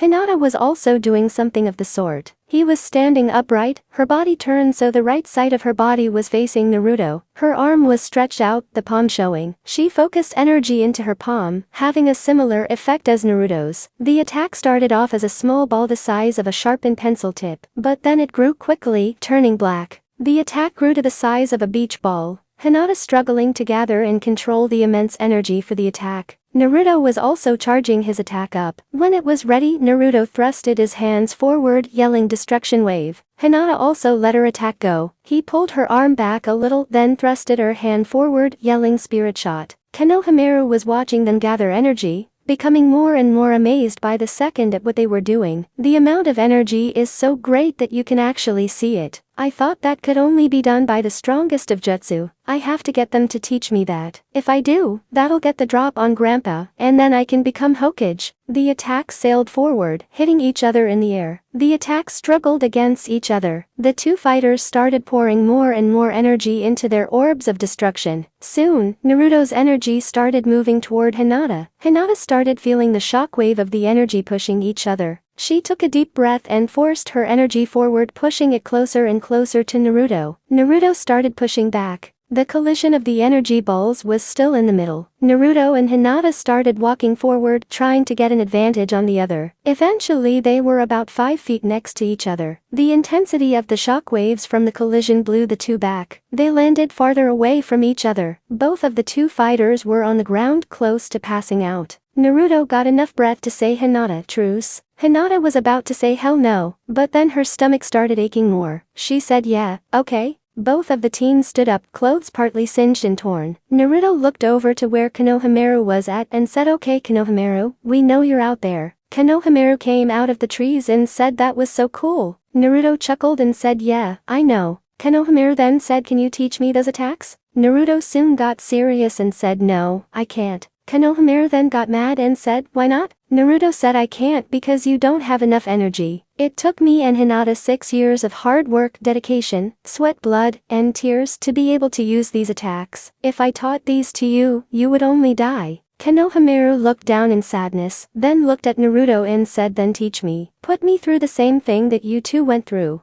Naruto got a shocked look on his face. He said, why would you want that, Konohamaru? It's not easy at all. Konohamaru said, I will do anything to learn these. All my life, I've been called the honorable grandson. That's the only way people know me. No one knows my name. I don't even have an identity to these people. I want to be my own person. I don't want to only be known as the third Hokage's grandson. I want to be my own person. Naruto looked into Konohamaru's eyes and saw the amount of determination in his eyes. He was originally about to say no, but he caved in and said, you know what, Konohamaru, I'll train you. But first, I want you to promise me something. Konohamaru was about to say sure, anything, but then got a questionable look on his face, and said what? Naruto narrowed his eyes at Konohamaru, showing that he was dead serious. He said, these jutsu we're gonna teach you, they're only able to be done by us. I want you to swear to me and Hinata on the honor of the Sarutobi clan, that you won't tell anyone about this, unless we say that you can. Also, I want you to swear that you'll never use these jutsu on a fellow leaf ninja, or on a ninja of an allied village unless you have no choice. These jutsu are very dangerous, and even the smallest one can seriously damage someone. I don't want you to kill an ally. Konohamaru stood up and then grabbed a kunai. He cut his palm with the kunai, the blood dripping on the ground. He looked at Naruto with eyes full of determination and said, on the honor of the Sarutobi clan, I, Konohamaru Sarutobi, hereby swear that I will never use these jutsu on an ally, and that I will never tell anyone these secrets unless you or Hinata say I can. Naruto smiled and said, okay then, Konohamaru, let's start the teaching. Konohamaru jumped into the air with joy. Naruto said, Konohamaru, I want you to sit down. After telling Konohamaru about what chakra is made of and telling him how to extract kai from chakra, Konohamaru took to it like a fish to water. It turned out he had a lot more chakra than other kids his age. After a few hours of trying, Konohamaru could easily fire off small balls of kai that explode upon impact. Naruto was proud of Konohamaru. He was taking to this quickly, faster than Naruto did. Naruto said, you're doing great, Konohamaru. Now, I want you to focus more energy into the attack. When you feel that you can't hold it anymore, I want you to shoot it off. Konohamaru did just that. He focused his energy into his palm. It grew more and more, until he started feeling heat from the ball. It was as big as his head now. Before it was only the size of a baseball. Konohamaru shot it off at a nearby tree. The attack hit and blew it and other trees around it to smithereens. Hinata whistled and said, great job, Konohamaru. You destroyed those trees. It took me an entire week to destroy a single tree. Naruto started smiling and said, you should feel happy, Konohamaru. When I and Hinata started, we didn't have a teacher. Hell, even the Hokage didn't know what we were talking about. We went forward on our own. We took a lot of dead ends that almost killed us. Now you don't have to. Now, how do you feel, Konohamaru? Konohamaru turned to Naruto and said, I feel great. I could still go on. Naruto said, okay then, this time. I want you to focus kai in your hand, but this time, instead of releasing it in a ball of energy, release it as a beam. The beam has a more centralized area of damage. Where the kai ball can blow the skin off of someone's entire torso, the kai beam can put a hole through their body. Aim the attack at that tree right there. Naruto pointed to his right to some random tree. Konohamaru focused the energy just like Naruto said. He then let the attack go, still feeding energy into it, making it a beam of energy. The beam put a hole through the tree, and the other 5 behind it. Naruto whistled and said, Konohamaru, you're a prodigy at this. Konohamaru said thanks. As Naruto was about to teach him something else, the ninja in black from the Hokage's office came. He said, Demon, what are you doing to the Hokage's grandson? Naruto looked at Konohamaru and said, Konohamaru, who the hell is that? Konohamaru said, that's my old teacher Ibisu. Ibisu said, hand over the Hokage's grandson, you demon filth. Konohamaru said, no Ibisu, you don't even teach me anything. I heard you talking to your friend. You only took the job for the extra money. You're not a teacher. Naruto has taught me more in one day than you have in the entire month of teaching me. Ibisu said, Konohamaru, what about your dream of becoming Hokage? My teaching is the quickest way to become Hokage. It's the quickest shortcut. Naruto said, shut up, Ibisu. The kid said he didn't want to go with you. Why don't you try someone more your age, pedophile? Ibisu smirked and said, you'll pay for that, you demon. Naruto said, oh, really? Try to stop this, Kage Bunshin no Jutsu. Instantly, 30 Narutos showed up. Ibisu chuckled and said, you'll find me harder to defeat than that fool Ibisu. Then Naruto smirked and said, well then, bring it. Ibisu said gladly, and jumped off the tree he was on. He pulled out 2 kunai and started attacking the clones. At first, Ibisu thought this would be a cakewalk, but then he saw the major difference between his idea and reality. Naruto could fight. The shadow clones were doing a lot of taijutsu moves he originally thought were impossible. They were keeping him back. They were also very quick. He hadn't even dispelled one yet. While Ibisu was being handled by the shadow clones, the original Naruto jumped farther back. He looked to Konohamaru and said, take notes, Konohamaru. Soon, this is what you'll be able to do. Naruto bent his knees and focused energy into his palm. The energy orb took a blood red color. Naruto narrowed his eyes and focused on Ibisu. When he saw that Ibisu was paying no attention to him, he yelled out Demon's Rage, and threw the attack. The attack went forward. It blew up any Kage Bunshin that got in its way. It reached Ibisu and blew up, sending him flying. To where? They didn't know. Probably to hit the Hokage monument. Konohamaru got a confused look on his face, and said, Naruto, why are you able to use them on allies, but not me? Naruto said, because, Konohamaru, I'm a master at these jutsu. I know how to drain all the power out of it, so it will only send them flying.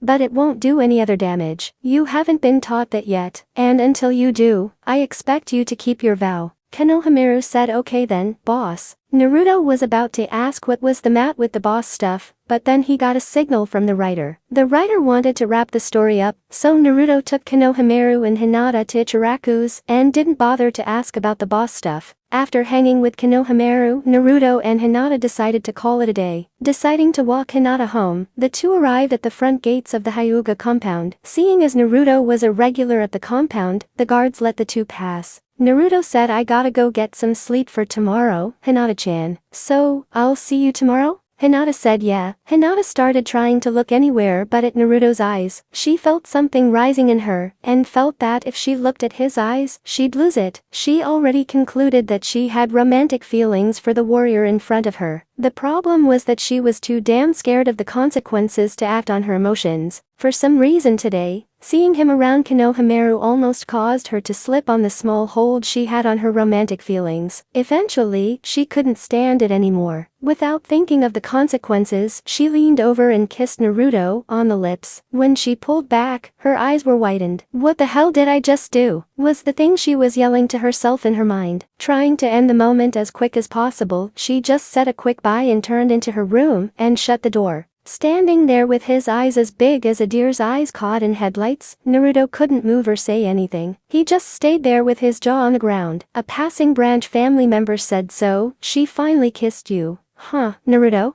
Naruto immediately turned to who said it. Shut the hell up, Niji. Niji said, what's the matter? You've liked her since you were 10. She's loved you since she was 9. I'm surprised it took you guys this long to actually admit it. Naruto said my love life is none of your business. Niji smirked and said love life? Huh, it sounds like you two are getting serious. Naruto said mind your own business, Niji. Niji, still smirking, said okay then, Naruto, just don't make my uncle into a grandpa too soon, and started walking away. Naruto yelled after him Niji, but Niji wasn't listening to him. Naruto muttered white-eyed bastard under his breath and walked away. Getting in some small training at a training ground, Naruto left to go to his house. The next day, Naruto met Hinata at the training ground. Avoiding the topic for the entire day, Naruto went home. The two were awkward around each other for an entire week. After training for a while, Naruto decided to ask the question that he had been wanting to ask since that night. Hinata, what happened last week? Hinata knew what he was talking about. To be honest, she didn't know why she did that either. It just seemed like the right thing to do. She let her emotions get the better of her. She had been in love with Naruto for over 2 years, and she didn't do anything about it. She was tired of holding back her emotions and let them go. Playing like she didn't know, Hinata said, what do you mean? Naruto walked closer to Hinata and said when you kissed me, why did you do that? Hinata sighed, looked at the ground, not wanting to look into Naruto's eyes. Eventually, she just sucked it up and said because Naruto I guess because I've been wanting to since I met you. When you saved me from that cloud Jounin years ago, I started feeling safe being near you. I guess that after years and years of being by your side, I started falling more and more for you. Last night, my feelings for you became too much to handle and I needed to let them go. I think that's why I kissed you. Looking up into Naruto's eyes, Hinata felt courage go through her body. She mustered up all that she could to say what she was about to next. She gazed into Naruto's eyes and said, the reason I kissed you Naruto is because I think I love you. Throughout Hinata's speech, Naruto's heart started soaring more and more. He always felt the same way about Hinata, but he had trouble showing love for someone because he had never known what true love was. He was an orphan. The only love he got was from the Sandame, which was a grandfatherly kind, and from Iruka, a brotherly kind. He never had the feeling of falling for another person. But after falling for Hinata when he was 10, he thought to himself that, if falling for someone felt like anything, it was like how he felt for Hinata. And after being around her for so long, the feeling only intensified. From a small flicker, to an uncontainable passion that was begging to be released whenever he was around her. He was used to hiding the feeling, but he felt that it couldn't any longer. To be honest, his heart skipped a beat every time he saw her. Just being around her gave him goosebumps of excitement. But he never told her how he felt, because he didn't know what it was. He didn't want to tell her it was love, and to just have it be something else entirely. But for some reason, Naruto's feelings started rising the more she talked. When she said she thought she loved him, it caused Naruto's control over his feelings to momentarily break. Enough for him to say to her, I love you too, Hinata. Mentally cursing himself over the slip in emotions, Naruto was completely confused as to what to do next. Looking into Hinata's eyes, he let his emotions take control yet again. Doing what he felt was right, Naruto leaned in. Hinata leaned in also. They met in the middle in a quick kiss, but that kiss told them everything they needed to know. Kissing again, this time deeper, the new couple felt complete. Pulling apart, Naruto said, "Hinata, does this mean that we're a couple now?" Hinata looked at Naruto and said, "Depends, do you want to be?" Naruto immediately said, "Sure, do you?"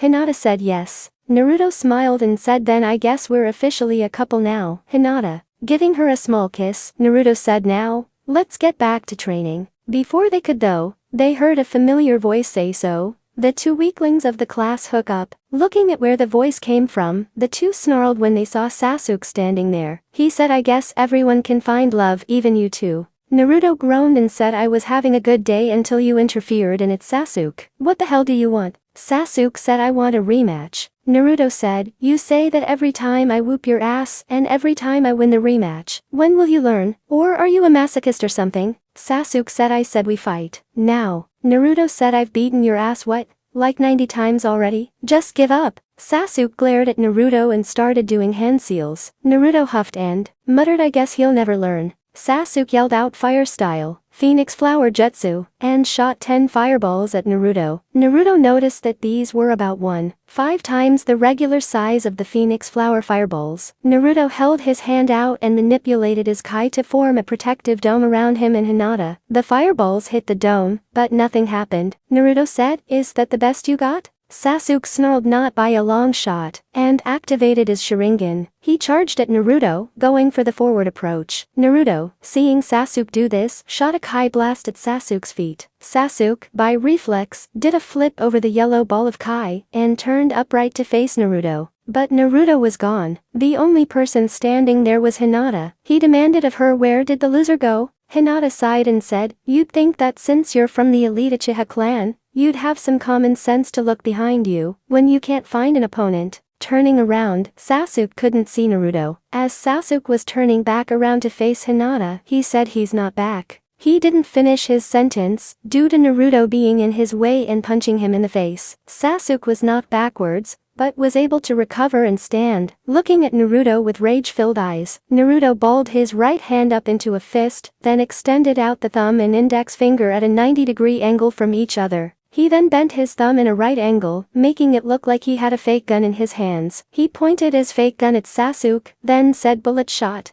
A compact amount of Kai flew out the tip of his index finger and smashed Sasuke right in the gut. Sasuke staggered back 5 feet from the blow, not expecting something like that to hurt. Naruto smirked and fired off another weaker shot aimed at Sasuke's forehead. With his Sharingan, Sasuke saw the attack going for him, but he couldn't move away in time and got hit in the forehead, knocking him on his ass. Naruto started laughing and shot another blast at Sasuke full power. Sasuke rolled backwards and dodged the attack. Naruto shot yet another one off, but this time didn't fully charge it, knowing that Sasuke would dodge it. Naruto wasn't let down as Sasuke rolled to the right, dodging the blast. Naruto then started aiming at Sasuke's feet, making Sasuke jump from foot to foot, dodging them. Naruto started laughing since Sasuke looked like he was in some old cartoon. Naruto started shooting off bullet shots with his left hand also, making Sasuke have to move twice as fast and doubling Naruto's entertainment. After getting tired of making Sasuke dance, Naruto charged Sasuke and tried to punch him in the face. Sasuke ducked under the punch and nailed Naruto in the stomach with a punch. Naruto paused because of the pain, but so did Sasuke.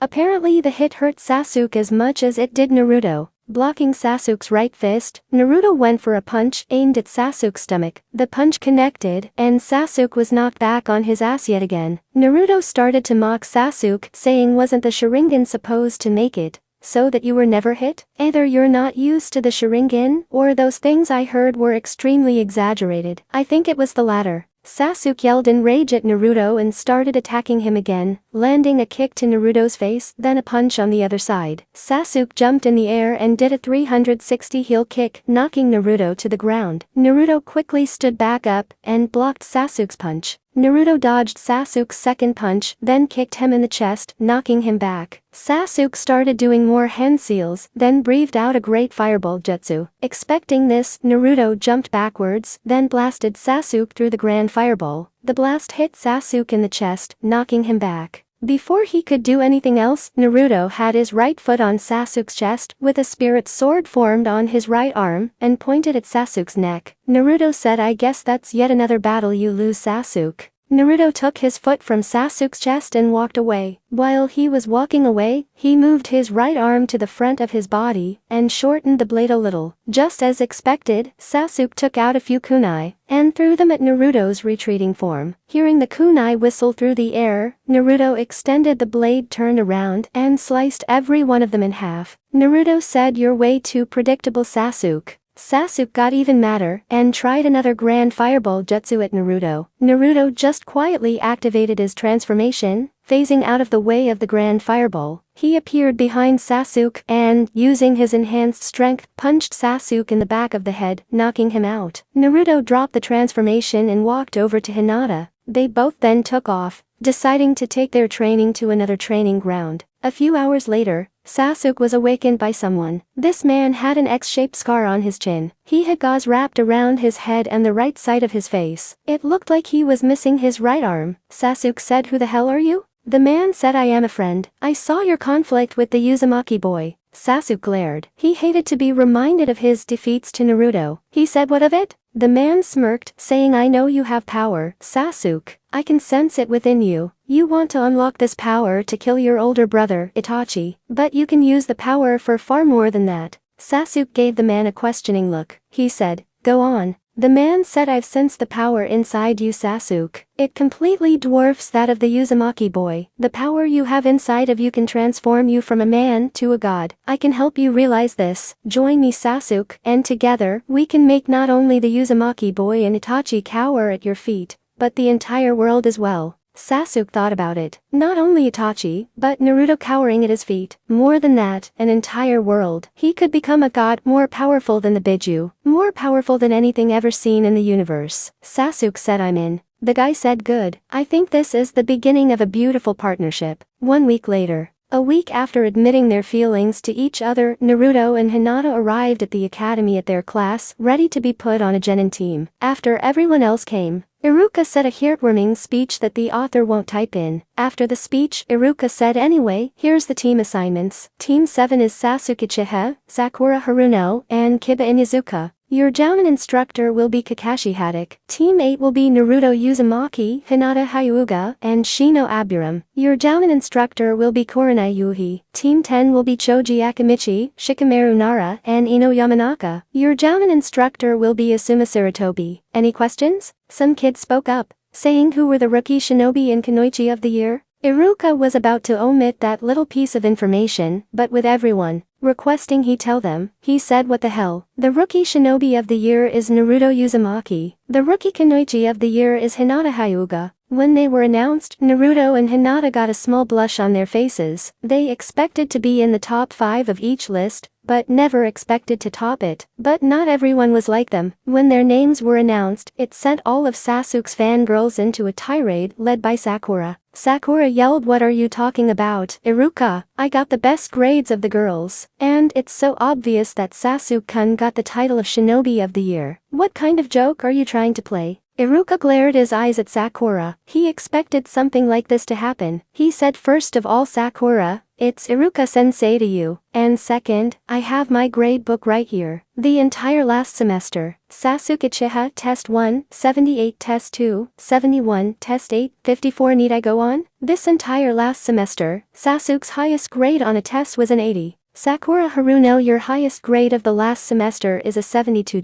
Whereas Naruto and Hinata have both gotten perfect scores on at least 8 of the last 20 tests of the semester. Based on these grades, it's not that hard to understand why they're the best of the class. You and Sasuke graduated the 7th and 8th best in class. I've known people like Sasuke all my life. Sasuke expected that his family name would convince me to change his grades to the best of the class. I'm not biased like that, and I'm not gonna let Sasuke worm his way out of a grade he deserves. Sasuke did 70% work, so he got a 70% average score. That's the end of it. Sakura and Sasuke were pissed. How dare those two losers try to take their positions as the best? They were destined to have the spots of best shinobi in Kunoichi, not those two losers. Sasuke would have went to the council and demanded they change the scores, but the year was already over. There was nothing he could do. He just decided on silently brooding. Iruka said, now if there's no other questions, you are dismissed. Come back here in 1 hour to meet your senseis. Iruka then left the room in a shunshin. Hinata and Naruto were about to leave, but they were confronted by Sakura. Sakura yelled, "Where the hell do you two think you're going? I know that you cheated on those tests. There's no way you two dumbasses could score higher than me and my Sasuke-kun." Sasuke would have been there joining her, but his business partner said to keep a low profile for the moment. Hinata said, "Sakura, shut the hell up, you lost fair and square. Get over it, you're acting like a psycho bitch." Naruto muttered, "Is that any different from the way she usually acts?" Sakura was about to continue her tirade, but Hinata and Naruto just walked past her completely, ignoring her screams. As they passed Ino stopped them. Hinata was thinking, oh god, more of the Sasuke-kun this and Sasuke-kun that. Ino surprised them both by saying, "Congratulations, you two deserve the titles." The couple were so surprised, they almost fell over. Naruto said, "Say that again?"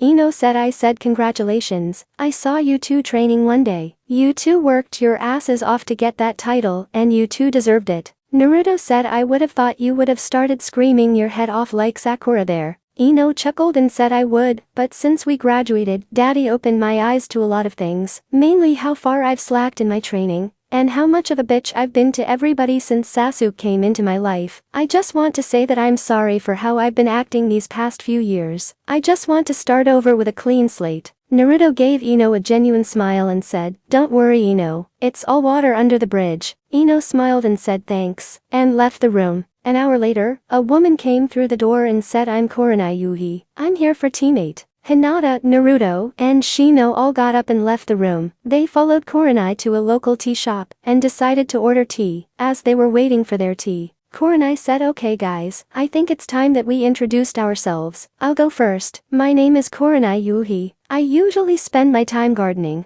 drinking tea, reading, and researching new ninjutsu. Some things that piss me off are perverts, people who take my help and advice for granted, and ignorant and cruel people. My dreams for now are helping you guys become the best ninja you can be. How about you start, Shino?" Shino said, "My name is Shino Aburam. My hobbies are training my bug colony, researching things on new insects, and reading. Things that irritate me are ignorant people and people who talk too much. My dream for the future is taking over as the Aburam clan head after my father." Kurenai said, "That's a wonderful dream, Shino. How about you go next, Hinata-san?" Hinata said, "My name is Hinata Hyuga. My hobbies include training my gentle fist jutsu, cooking, and spending time with my boyfriend, Naruto. My dislikes are the elders on the Hyuga clan council, the ignorant people of the village, people who use others to get what they want, and others who can't realize that they aren't the center of the universe. My dream is taking over as the Hyuga clan head and abolishing the caged bird seal." Kurenai silently nodded and said,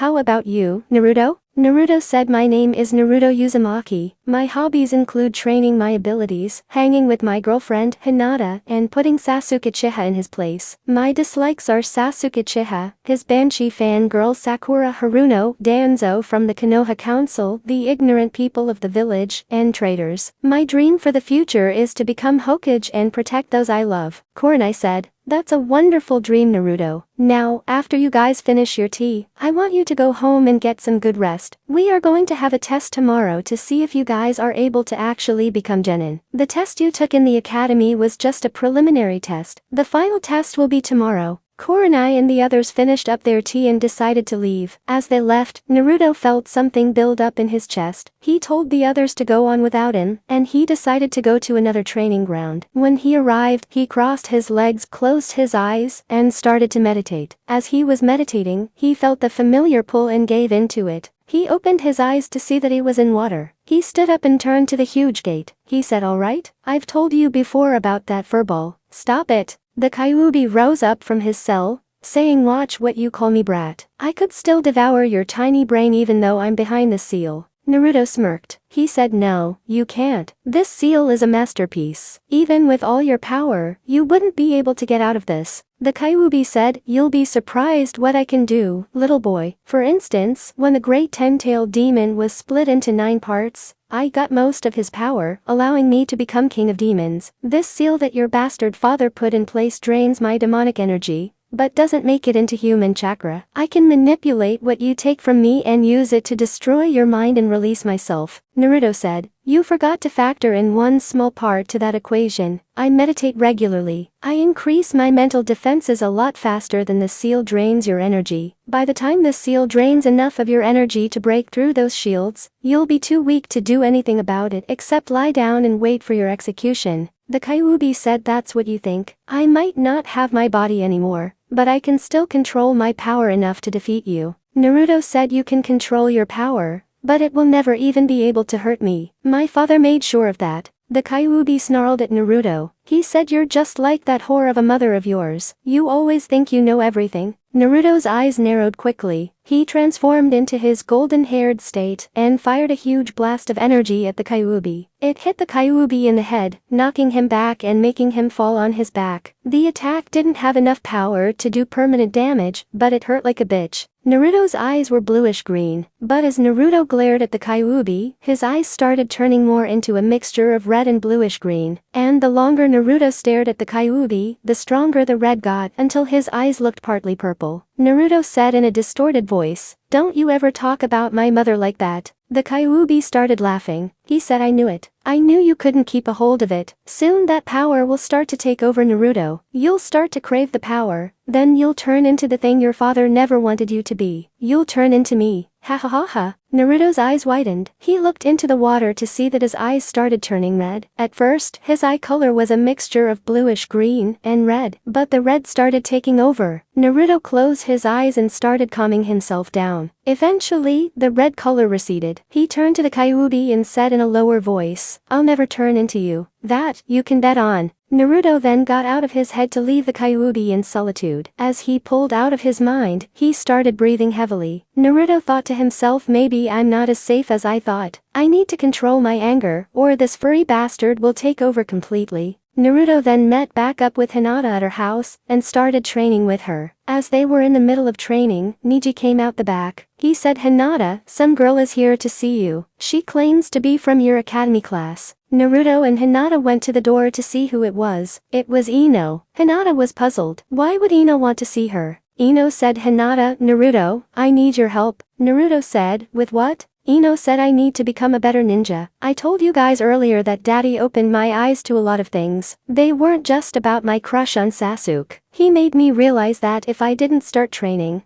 I wouldn't last a year in the ninja business. Naruto said, just what the hell did he do that could have made you think over your life this much? Ino said he went to the Ninja Records Center in the Hokage Tower and got me some files on other Kunoichi who became Kunoichi all because of a guy, like I did. None of them made it past their first 5 months. They were either sold as sex slaves and never seen again, or they were raped and killed. Daddy said that if I didn't start training, not only would he pull me permanently from the ninja program, but he'll disown me. I need your help. You two train so much. Please, is there any way you can help me? Naruto turned to Hinata and raised his eyebrow. Hinata gave him a small nod. They turned back to Ino and Hinata said, fine then. You can train with us. Naruto said, before you start jumping for joy, you need to know. We will train you into the ground. We've been training since we were 6 years old, Ino. You've barely trained at all. We're gonna have to work really hard to get you back in the shape you need to be in. Ino said, okay then. I'll do anything. I want to make up for my mistakes these years. Naruto said, we'll start tomorrow at 3 p.m. For now, get some rest. You're gonna need it. Ino left, ecstatic that they decided to help her. Naruto said, you think we did the right thing? Hinata started chuckling and said yes. Naruto said, she's gonna damn near die trying to keep up with us. Hinata said, it'll do her some good. She's been neglecting her training for a while, and we need to kick her back into shape. Naruto said, if you say so. With Sasuke. Sasuke was at a dark place. He was with Danzo in training. Danzo had been training him in jutsu that the village wouldn't approve of Sasuke knowing. When the time comes, you will need these jutsu. Remember that Sasuke-kun Sasuke had used his Sharingan to learn the moves quickly and had been practicing them since. Sasuke had also been given an adachi by Danzo to learn how to use. Overseeing his training, Danzo was happy. Sasuke's power had the potential to bring the entire planet to their knees. Sasuke would be their leader, and Danzo would be Sasuke's leader. Sasuke would be a mindless husk waiting for Danzo's orders like a trained dog. With Ino was by no means an idiot. Well, she was before when she was chasing Sasuke, but now her eyes had been opened. She realized that she had been stupid and had been trying to break out of the weak, stupid blonde stereotype that she forced herself into. Her dad opening her eyes was not good. What she told Hinata and Naruto was actually a lie. Her dad didn't show her files but memories. Her dad, Inoichi Yamanaka, worked at the torture and interrogation department. He sometimes had to delve into the minds of people to get information. Along the lines, he ran into rape victims and wife beaters. He still had their memories locked into his head. When he saw how Ino was acting, he decided to show her. He showed her the memories of a woman named Katrina Romanji. Katrina was hopelessly in love with the Yondaime Hokage since she was a kid. She became a shinobi to get closer to him, but she wasn't put on his team. Her team went on a C-ranked mission and she was kidnapped. She was sold into slavery and wasn't seen for 10 years. Eventually, it was the Yondaime who saved her from slavery, but she was almost dead. Inoichi had to enter her mind to help her get over the traumatic years she had. Another memory was of Yugaka Uchiha. He was fawned over by many women. He married one of his fangirls, named Rukia Garachi. Rukia was raped constantly by him, and he frequently beat her. He put Jinjutsu over her to bury her memories of the events. She said her beatings were her being clumsy and getting hit by pans or falling down the stairs. She said that the sex was consensual. When he publicly beat her, Yugaka was arrested. Inoichi delved into his mind and saw all the times he beat and raped her. He decided to show his daughter those memories. When it was done, she was hunched over and crying her eyes out. Inoichi yelled at her, "Did you see that? That'll be your future if you don't get your act together. I've been going too easy on you, Ino. If you don't change your ways, I will ask the Hokage to permanently ban you from the ninja program, and I will disown you." When he said that, Ino knew that she had to get her act together. She just thanked Kami that Naruto decided to help her. She saw that Hinata only helped her because Hinata loved Naruto. Hinata didn't completely forgive her. When she looked Naruto in his eyes, she saw that he completely forgave her. She didn't doubt that for a second. After everything that she did to him, he forgave her in a second. He even said he would take time out of his day to help her get over her problems. She felt that no matter what she did, she would never be able to repay him. Ino decided to stop thinking about that, and got back to training.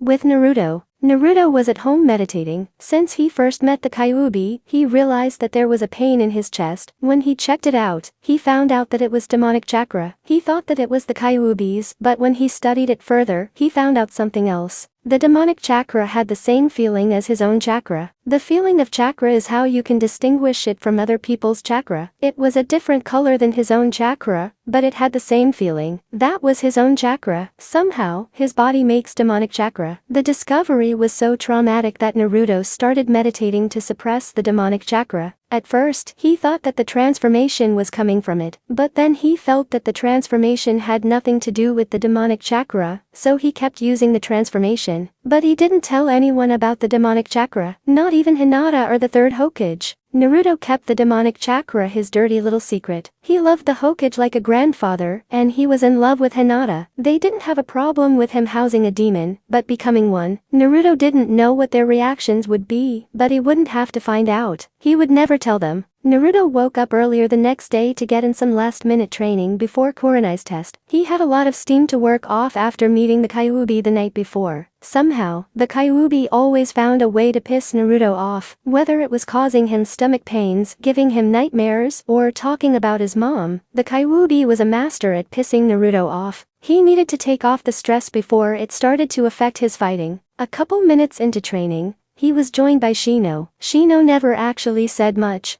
but he was a good listener and sort of a psychiatrist to his friends. They would come to him with their problems, and he would help them work through it. Actually, it was Shino that Naruto went to about the demonic chakra. He didn't actually mention that his body produced demonic chakra, but he said that he felt something weird in his body, like another chakra source. Shino told him about how the feeling of chakra is unique to individuals, which helped Naruto realize that his body made demonic chakra. Also, using that same advice, he realized that his transformation didn't actually have anything to do with his demonic chakra. Ever since, Shino has been a reliable friend for Naruto and Hinata. The fact that he trusted Shino made being on a team with him easier. He thought that it would be better to team with Shino and Hinata than two people he didn't trust like Sakura and Sasuke. Shino joined in on Naruto's training, learning the same fighting style that Naruto used. When Naruto originally asked him about it, Shino said, "It seems logical to make myself a jack of all trades. In case my Kikai bugs are deemed useless in some way, Taijutsu seems like a good fallback plan." When Hinata joined in, they decided to start a three-way sparring session. They didn't use any weapons, ninjutsu, or strong attacks. It was just a friendly spar, and they still had a test to take later, so they couldn't afford to injure one another. While they were training, Kurenai walked to the training ground. She said, "That is the type of determination that I'm looking for in my students. You all arrived here early to get in some training. You have no idea how many genin don't train."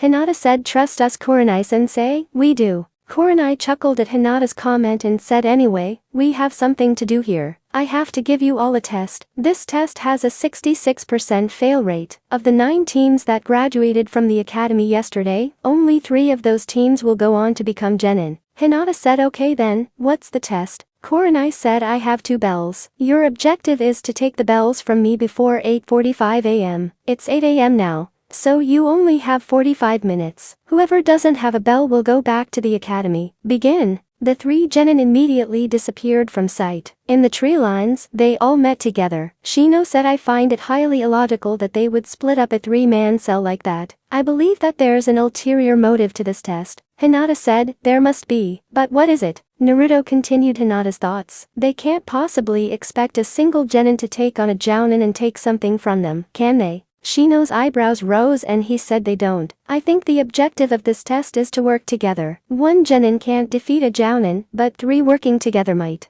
Naruto said, "That seems right. So now, let's make a plan." 30 minutes later, Kurenai was still sitting in the middle of the clearing, waiting for her team to try and attack her. All of a sudden, she heard a sound behind her. After years of experience, she recognized the sound to be shuriken flying through the air. She jumped forward, narrowly avoiding the blades. Before she could collect herself, she had to dodge another volley of kunai. Looking to where they came from, she didn't expect to be blasted from behind. Turning to the source of the Kai blast, Kurenai saw Naruto there smirking. He made guns with his hands, then focused Kai into the tips of his fingers. He yelled out, "Bullet shot." Naruto then shot off bullet after bullet of Kai at Kurenai. Kurenai rolled on the ground to dodge the blasts, but wasn't expecting a blast to hit her in the side. Kurenai quickly jumped to her feet, only to hear a cry of spirit shot. Looking to her left, she narrowly avoided the black orb. When she looked at where the attack came from, there stood Naruto and Hinata. Kurenai said, "So you two decided to work together?" Naruto said, "As if I go on with my dream without my girlfriend by my side." Kurenai said, "And what about Shino? You're just gonna leave him to repeat the academy?" Hinata said, "Now what gives you that idea?" This was Shino's plan.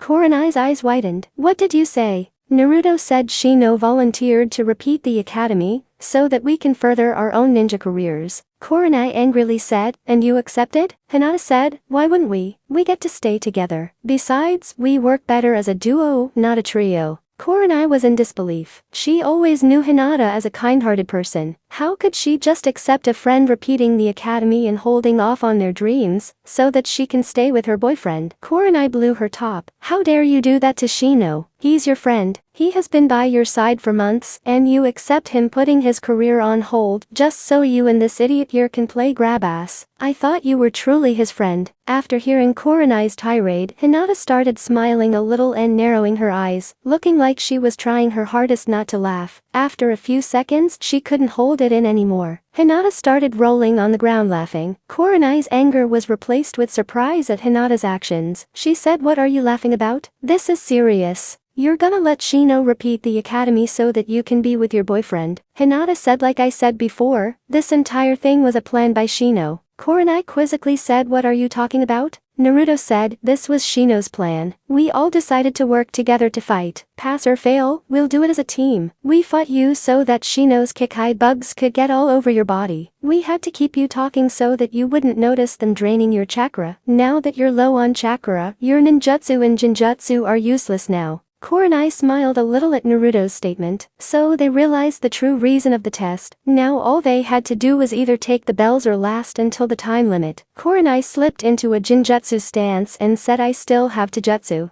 Shino walked from out of the tree line to stand beside Naruto and Hinata. He said not to be cocky, but it's very cocky-illogical to think that you can defeat all three of us in Taijutsu alone. Kurenai said, I think I can handle myself fine. Kurenai charged the 3 genin, which turned out to be a wrong move. Naruto charged forward, making his 2 team members wait behind him. Naruto ran forward with his arm drawn back, ready to punch Kurenai's lights out. Right before he reached her though, Hinata cried out heaven's wrath. Naruto took that as his cue to take to the skies. He flew up, missing the attack by centimeters. The attack hit Kurenai in the chest, knocking her backwards. Naruto smirked in the air. The old feigned and blast gets them every time. Naruto dropped to the ground, being right behind Shino and Hinata as they charged Kurenai. Hinata opened up with a gentle fist palm to the stomach, which Kurenai avoided. Shino went down for a sweep, which Kurenai dodged. Naruto jumped off of Shino's back and twisted, adding a lot more force to his heel kick to Kurenai's cheek. Hinata quickly went over to Kurenai, but couldn't get a good hit on her. When she cried out for help, Shino answered her call. While those two were keeping Kurenai busy, Naruto activated his transformation and dashed past them, quickly snatching the bells. Just as the bell rang, Naruto quickly showed Kurenai that he had the bells, astounding her. She said, how did you get them that quick? Naruto said, I have my ways. Kurenai said, so now, what will you do with them? Naruto said this test was all about teamwork. It was to see if we would be able to put our differences aside for the good of the mission. So, I choose to give the bells to Hinata and Shino. Hinata said, I won't accept it. You deserve this bell a lot more than I do. Shino said, I will not accept this bell either. Like Naruto said, pass or fail, we will do so as a team. Since one of us has to fall, we all will. Kurenai said, wow, you guys are the most grown-up 12-year-olds I have ever met. Most would only look out for themselves. Naruto said, it just goes to show you to never underestimate us because of our age. So sensei, do we pass or fail? Kurenai said, you pass. Meet me here tomorrow, and we can hopefully start missions. Shino said, what do you mean by hopefully? We have just passed your test, Kurenai-sensei, haven't we? Kurenai said, yes you have, and you all passed with flying colors, but I have to meet with the Hokage and talk to him about the team, and I have to talk to the other Jounin and plan things with them, like joint training days or spars, just some small stuff. Don't worry, most likely we'll be doing missions. The 3 genin nodded at their new sensei's instructions. They stayed at the training ground for the rest of the day, practicing and honing their abilities. While they were training, Kurenai went to the Hokage's office at noon to attend the Jounin sensei meeting. When she got there, it was the time for the meeting to start. But like always, Kakashi Haddock was holding the meeting back because he hadn't arrived yet. So for 2 hours Kurenai was stuck listening to the Jounin grapevine. The topic was mostly her student Naruto. Sadly, this didn't surprise Kurenai at all. She had been a Jounin for 2 months, and the only thing they ever talked about was Kyuubi Brat this or demon boy that. It seemed like they could never shut up about Naruto, but with Naruto showing his true abilities in his fight with Sasuke a couple weeks earlier, it seemed that the discussions had gone completely out of hand. It scared many of the Jounin because they feared that Naruto was the Kyuubi reincarnated, and that he would use that powerful transformation and new abilities to kill them. Others believed themselves too strong to be bested by what looked like a fancy henge and fake moves. Kurenai didn't form an opinion from what she heard on the grapevine. She knew that you could never actually trust the grapevine to accurately deliver news, so she decided to hold judgment until she met him firsthand. And now, after fighting him, she knew that those special attacks of his and Hinata's were anything but fake. At 2 o'clock, Kakashi walked into the room. The Hokage said, well, thanks for coming Kakashi, 2 hours late. Kakashi said, I'm sorry Hokage-sama, but I got lost on the road of life. Sarutobi said, Kakashi, if we weren't low on ninja right now, I would drive a kunai through your head. If you are ever late to a meeting with me again, I will do just that, shinobi forces be damned. Kakashi visibly paled and said, yes Hokage-sama. The Hokage said, okay then, now that Kakashi is here, let's get this mission started. In order of team number, state whether they passed or fail. A random Jounin stepped forward and said Team 1 fail, Team 2 pass, Team 3 pass, Team 4 pass, Team 5 fail, Team 6 fail, Kakashi stepped forward with pride and said Team 7, pass. Kurenai stepped forward and said Team 8, pass. The Jounin of Team 1 hopped up and said, there's no way that team passed. Team 5 Sensei stepped up and said yeah, they had the failure of a Hyuga heiress and that Aburam. Team 6's Sensei also stepped up and said, not to mention that The Jounin of Team 6 was rudely interrupted by a kunai going through his skull courtesy of the Sandame Hokage. He said moving on, Asuma, how did Team 10 do? Asuma Saratobi, son of the Sandame Hokage, stepped up and said Team 10 passed Dad. Saratobi sighed. He said it looks like we have 18 new ninja that passed their tests. Kakashi said, but there's only enough in the budget to support 9. What do we do? Saratobi said simple team battles to see exactly who will go on. Kurenai said if I may interject Hokage-sama, how will we choose? If you let the genin hopefuls choose, they'll all go after who they think is the weakest. Asuma said, and if you let the Jounin choose, they will go after who they are most biased against, mainly Kurenai's team. Saratobi said I know, and to be honest, I don't think that I can accurately match up the teams either. Kakashi said, why not Hokage-sama? Kurenai answered Kakashi's question, because there's a chance he could arrange them to be biased towards Naruto. Saratobi said correct Kurenai-san, which is why who they choose shall be at random. Jounin Sensei of the failed teams, you all can leave, and call in the Anbu cleanup unit to take this body away, it's starting to stink up my office. The Jounin bowed, said yes, Hokage-sama, and left. Seconds later, the Anbu appeared in the room and took the body and cleaned up the mess, making it look like no one died in the Hokage's office. Saratobi said now where was I? Oh yeah, you all will be choosing randomly. Now, draw straws. Shortest goes first. Saratobi pulled out 6 straws from his desk, one of which was shorter than the other 5. The 6 Jounin remaining came forward and pulled a straw. Asuma pulled the shortest one, so Saratobi said fist up, Asuma. Asuma stepped up to the front of the Jounin and said, what do I do, Dad? Saratobi pulled out his brush and 6 pieces of paper. He then wrote the names of the remaining 6 Jounin on the slips. He said you all will throw kunai at the name slips. I will attach them to the wall, and you will throw kunai at them. Whatever name it lands on, that's whose team yours is must fight tomorrow at noon in the amphitheater. After each kunai toss, I will change the order the names are in, so that you can't just memorize their positions. First up, Asuma. Now use your Hitai 8 to blindfold yourself. Asuma pulled his Hitai 8 down over his eyes, blocking his sight. Saratobi quickly attached the names onto his wall, telling Asuma to throw the kunai. Asuma threw the kunai, and it landed on Satoshi Haruka, the name of Team 2's Jounin. Asuma said, it seems like my team is fighting yours in the tournament tomorrow, Satoshi. Satoshi walked up to Asuma and shook his hand, saying best team tomorrow wins. Saratobi said okay then, draw again. The remaining 4 Jounin drew straws, and the winner was Kimiko Topo, the female Jounin leader of Team 3. She blindfolded herself with her headband and pulled out a kunai, ready to throw. After switching up the order of the names, Saratobi gave Kimiko the order to throw. Kimiko threw and hit the name Ramundo Himura, the Jounin leader of Team 4. Seeing who was left, Saratobi sighed. It seems that it was fate that those 2 would fight again. I just hope that Naruto can stay safe again without killing the Uchiha.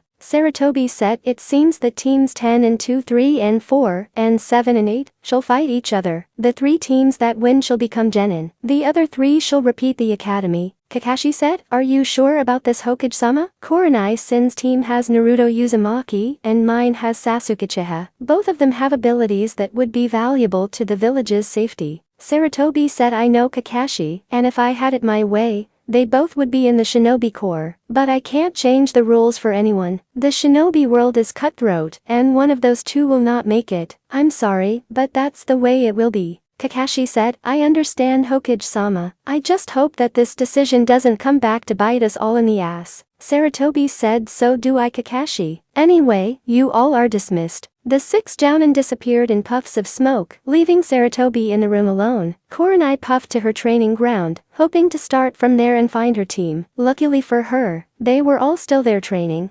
Kurenai said Team 8, come here. The genin quickly dropped what they were doing and rushed over to Kurenai. They all stood in a line in front of her, waiting for her to give them instructions. Kurenai said there's been a small problem with your graduations. You remember how I said that only 3 of the 9 teams shall go on to become shinobi? At their nods, Kurenai continued, well, 6 teams pass their tests, teams 2, 3, 4, 7, 8, and 10. That means that 3 teams must be weeded out. The Hokage told us to report to the Konoha Amphitheater at noon tomorrow. Teams 3 and 4 will fight, teams 10 and 2 will fight, and we are left 2. Naruto interrupted Kurenai, saying, spank the Uchiha's ass, you can count on me being there. Hinata quickly smacked him across the back of his head, saying shut up. Kurenai said, well, I wouldn't have said it that way, but Naruto is right. We're left to fight Team 7. If I were you guys, I would try to come up with a battle strategy with what we know about those 3. Shino said Team 7 consists of Sasuke Uchiha, Sakura Haruno, and Kiba Inuzuka. Sakura is academically in the top third of our graduating class. She knows the information from the school's textbooks, but she has poor study skills, which reflected in her test scores. Hinata said, but Sakura hardly ever trains. I remember asking her to train with me one day. She said, but I'll sweat and ran away. Naruto said, yeah, these are team battles, which would mostly mean physical abilities. That's something that she doesn't have at all, and that Hinata-chan has in spades. Hinata said, I can take care of Sakura, no problem. All I have to do is start fighting her. Then point behind her and say, is that Sasuke undressing? She'll turn around and I can nail her in her back easily. Kurenai said, Hinata, don't disrespect your fellow genin like that. While Kurenai said that, it was easy to tell that she was holding in her laughter. Shino said, despite you're rude. Hinata interjected, but true. Shino continued, comments, Sakura can be easily handled by Hinata. You guys agree? When they both agreed, Shino said, next up is Kiba. Kiba is one of the fastest of our graduating class. The Inuzuka clan is known for their attacks in conjunction with their animal partners, but I don't believe that Kiba has achieved this with Akamaru. Hinata said, yeah, but Kiba is completely hormone-driven. Naruto said, he leaps before he looks and he's overconfident as hell. Shino, you can easily beat him by making it a game of wits. Shino said, I don't like entering games like that with unarmed opponents. Naruto muttered, like I haven't heard that 100 times. Naruto spoke up, but still, you can easily take him out. Shino said, agreed, so I'll take Kiba. Naruto said, which leaves me with Sasuke. Shino said, we know that Sasuke has activated his Sharingan, but with that transformation, Naruto is quick enough to evade it. The transformation also increases Naruto's abilities by a lot, so much so that they completely dwarf those of Sasuke's. Naruto, can you enter that transformation whenever you want? Naruto said, hell yeah, Team 7 is as good as dead. Shino said, not necessarily. It has been a while since Sasuke found that transformation of his own. He might have found out how to activate it at a moment's notice like you. Naruto said, no way. When I first found it out, it took me months of practice to enter it again. Then it took me even longer to enter it at will. I practically spat on everything Sasuke holds dear. Hinata interjected again, practically. You pissed all over it. Naruto said, ignoring that. I had to piss on everything that Sasuke held dear to get him to go into that transformation. Like mine, it must have been activated by a lot of rage. It'll take him a long time to master a form like that. A lot more than just a few weeks. Shino said, regardless, we should be prepared for any eventuality. If he does enter it, I notice that it increases his speed, but not as much as your ability. Also, I noticed that after the battle, Sasuke looked to be in pain for a week. Naruto said, when I first entered the transformation, it put a huge strain on my body. His transformation will probably do the same to him. After entering it for so long though, my body is used to the strain.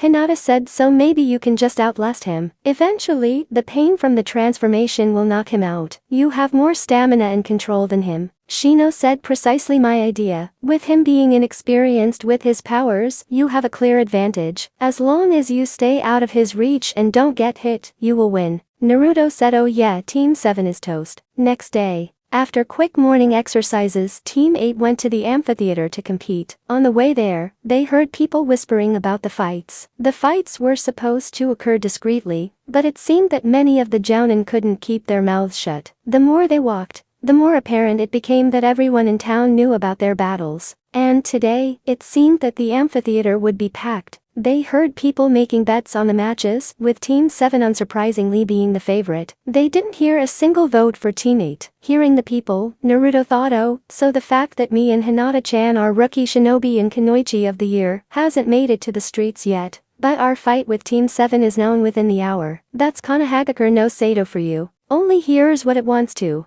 On the way, they saw a perfectly square boulder. The three spotted it, but paid the brick no attention. All of a sudden, the brick started to move with them. Shino noticed it, but still didn't say anything. Naruto noticed it, and knew who it was, but he decided to just ignore it. After a while though, the constant shuffling and piss-poor stealth skills started to piss him off. He turned to the boulder and said, "You can come out now, Konohamaru. There's no holes in boulders, and none of them are perfectly square." Inside the boulder, Konohamaru muttered "damn it," and came out from under it. He said, "Hey boss, can you help me with my training? I'm trying to make my energy beams whiter, but I keep making them the same way." Naruto said, "I can't Konohamaru, I'm busy." Konohamaru said, "Doing what?" Naruto said, "Haven't you heard? Me and my team have to fight Sakura, Kiba, and Sasuke today to become Genin." Konohamaru said, "Can you teach me later then?" Naruto said, "If me and my team aren't doing anything, yeah." Konohamaru said, "Cool, I'll try to train some before you teach me." With that, Konohamaru ran to a training ground. Naruto said, "That kid is a handful." Hinata said, "He sort of reminds me of a black-haired, black-eyed person I know." Naruto smirked and said, "Hinata-chan, I think you left out drop-dead sexy in your description." Hinata got into a thinking pose and said, "Now that you mention it, Sasuke is drop-dead sexy." Naruto's eyes widened and he yelled, "What?" Hinata started giggling at his face. Hinata said, "I'm just messing around, I was talking about you." Naruto said, "Oh," and deflated. Seeing this, Shino said, "Hinata, you forgot to say stupid as hell." Naruto mock laughed and said, "Funny Shino." Now can we cut out Shino's weak attempts at making a joke and get to our fight? I got a lot of things to do today, which don't involve losing my job before I even get it. The trio quickly arrived at the amphitheater to see that the theater was already packed. Naruto looked around the stands and saw the cage's booth with the Sandame sitting there. Naruto waved at the Sandame, who made a hand motion at Naruto to come up there. Naruto quickly ran to the stairs and arrived at the cage's booth. The Hokage quickly dismissed his guards to talk to Naruto privately. The Sandame said, "Naruto, what do you intend to do about Sasuke?" Naruto said, "What do you mean? I got this in the bag." The Sandame said, "Are you so sure about that? You've become a lot more powerful these past few weeks. How do you know he hasn't also?" Naruto said, "He hasn't gained enough power to match me." Sarutobi sighed and said, "You know that cockiness will get you killed, Naruto." Naruto said, "Well, to quote Hiruzen Sarutobi, it's only cockiness when you can't back it up. When I transform, it increases my speed and reflexes by a lot. By the time he does the hand seals for any jutsu, I would have seen it and avoided it. That transformation of his makes him too slow to beat me." Sarutobi said, "For your sake, Naruto, I hope you're right." Naruto said, "Is that all you wanted to say?" Sarutobi said, "There's something else. Watch out today. There's a lot of money on Sasuke to win. Some of the more desperate people would do anything for that money, even sabotage you and your team." Naruto said, "I'll watch out, you old geezer." Sarutobi said, "I hope you win, Naruto. I have a lot of money riding on you." Naruto smirked and said, "Gambling, Sarutobi? What would the village say? Seeing their fearless leader gambling on a child's fight?" Sarutobi said, "They won't say anything if they know what's good for them. Now get down there and kick some ass." Naruto mock saluted the Sandame and said, "Will do, geezer-sama." Naruto ran down to the field and rejoined with his team, passing on Sarutobi's warning. After a few more minutes, they started. The proctor of the exam, a guy wearing regular jounin attire with a bandana and a toothpick in his mouth, came down. The proctor then started speaking, projecting his voice, so the entire amphitheater could hear him. "My name is Genma Shiranui, and I am the proctor of the tournament. Before you now, you see 18 genin. Each genin has passed the test their jounin instructor has given them, but only 3 genin teams can move on to become true genin of Konohagakure no Sado. Today, these teams will face each other in previously selected, randomly chosen matches." Genma then turned his attention to the genin. He said, "I will now call up the first 2 teams. If your team isn't called, you must go to the waiting area to wait for your battle." Genma started projecting his voice again. "Now, Team 2 consisting of Rukia Kichiki, Ichigo Kurosaki, and Sato Yasutora. Your battle today is with Team 10, consisting of Shikamaru Nara Ino Yamanaka, and Shoji Akamichi. The other teams must report to the waiting area for their match." The other teams quickly made their way to the waiting area. Genma said, "Team 2, are you ready?" Rukia, the spokesperson for her team, said, "Yes sir." Genma turned to Team 10 and said, "Team 10, ready?" Shikamaru lazily said, "Yeah." Genma then yelled "Hajime," and jumped on the wall, making his way to the Hokage's booth to avoid the fighting. While teams 2 and 10 were fighting each other for their jobs, there was another smaller fight going on in the waiting room. Sasuke walked over to Team 8's area and said, "You better enjoy this, loser. This is the closest you'll get to becoming a genin." Naruto said, "What makes you think that?" Sasuke smirked and said, "Simple, your team's match is with me and my team. And I don't plan on losing today." Naruto said, "What a coincidence, neither do I, so one of us has to change our plans. I hope you factor being carried out of here on a stretcher into them." Sasuke gave Naruto an evil look and said, "Only if you factor in being carried out in a body bag." Naruto narrowed his eyes at Sasuke and said, "Is that supposed to be a threat?"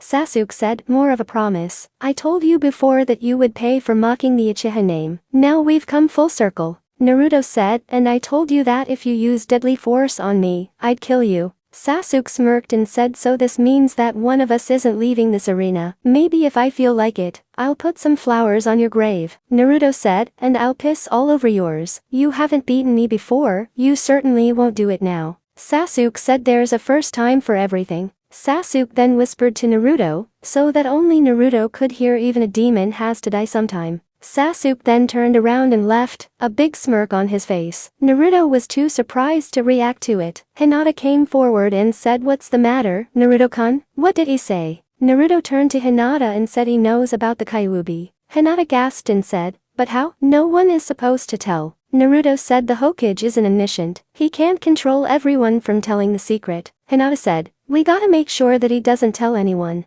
Naruto said, "I'm gonna have to tell the Hokage. He has to know about this." Naruto was turning to go up the stairs, but Hinata grabbed his arm. She said, "You're not leaving without me." Shino appeared on Naruto's side and said, "I'm here with you too." Naruto said, "Shino, do you know?" Shino said, "I've known for a few years now, but I don't see how it affects anything. That beast is separate from you. You're nothing like it." Naruto said, "Thank you, Shino. Now, let's go to the Hokage." Naruto, Hinata, and Shino left the room, leaving the other teams alone. Sasuke pulled out a headset from his pocket and turned it on. He said, "Master, the birds are migrating to the Grand Bird." The master on the other line said, "Good job, Sasuke. We'll ambush them on their way." Sasuke smirked. All according to plan. Team 8 was traveling through the hallways of the amphitheater, going to the Hokage's throne. On the way, they heard everyone cheering about the match that was going on. The team just ignored it and continued on the path to the Hokage's seat. While they were going there, they ran into 3 Anbu who were standing in the way. Team 8 was close to passing the Anbu when one of them pulled out their sword. He said, "I cannot allow you to go further." Naruto said, "And why not?" The Anbu said, "Your death has been ordered." The Anbu's comment put Naruto on edge. The Anbu ran at him, trying to cut him. Naruto jumped backwards, missing the blade. Hinata quickly blasted the Anbu with a Kai blast, sending him backwards. Shino let loose his bugs and quickly charged forward to engage an Anbu. The Anbu swung his sword down, expecting to skewer Shino, but he didn't count on Shino replacing himself with the bug clone behind the Anbu. The Anbu's sword went through the bug clone, and coated the sword and its wielder in Shino's bugs. Shino quickly jumped on the Anbu's back and put him in a sleeper hold. While Shino had the Anbu in a sleeper hold, another of the 3 tried to free him. Naruto quickly put a stop to that by running in front of the Anbu and engaging him in combat. The Anbu put its sword away and engaged Naruto in a hand-to-hand fight. The Anbu aimed a punch at Naruto's head, but Naruto ducked under it and drop-kicked the Anbu in his left shin. The Anbu let loose a horrible scream and grabbed his shin in pain. Naruto got into a crouching position and tried to sweep the Anbu's right foot out from under him, but the Anbu jumped over it. When the Anbu landed, it landed on its injured shin, sending pain throughout his leg. Naruto jumped forward for a punch, but the Anbu jumped back before Naruto could land it. Naruto aimed a kick at the Anbu's chest, but the Anbu blocked it. Naruto sent a feint kick to the Anbu's head, causing him to block upward, leaving his chest open. Naruto quickly focused energy into his fingers and yelled out, "Bullet shot."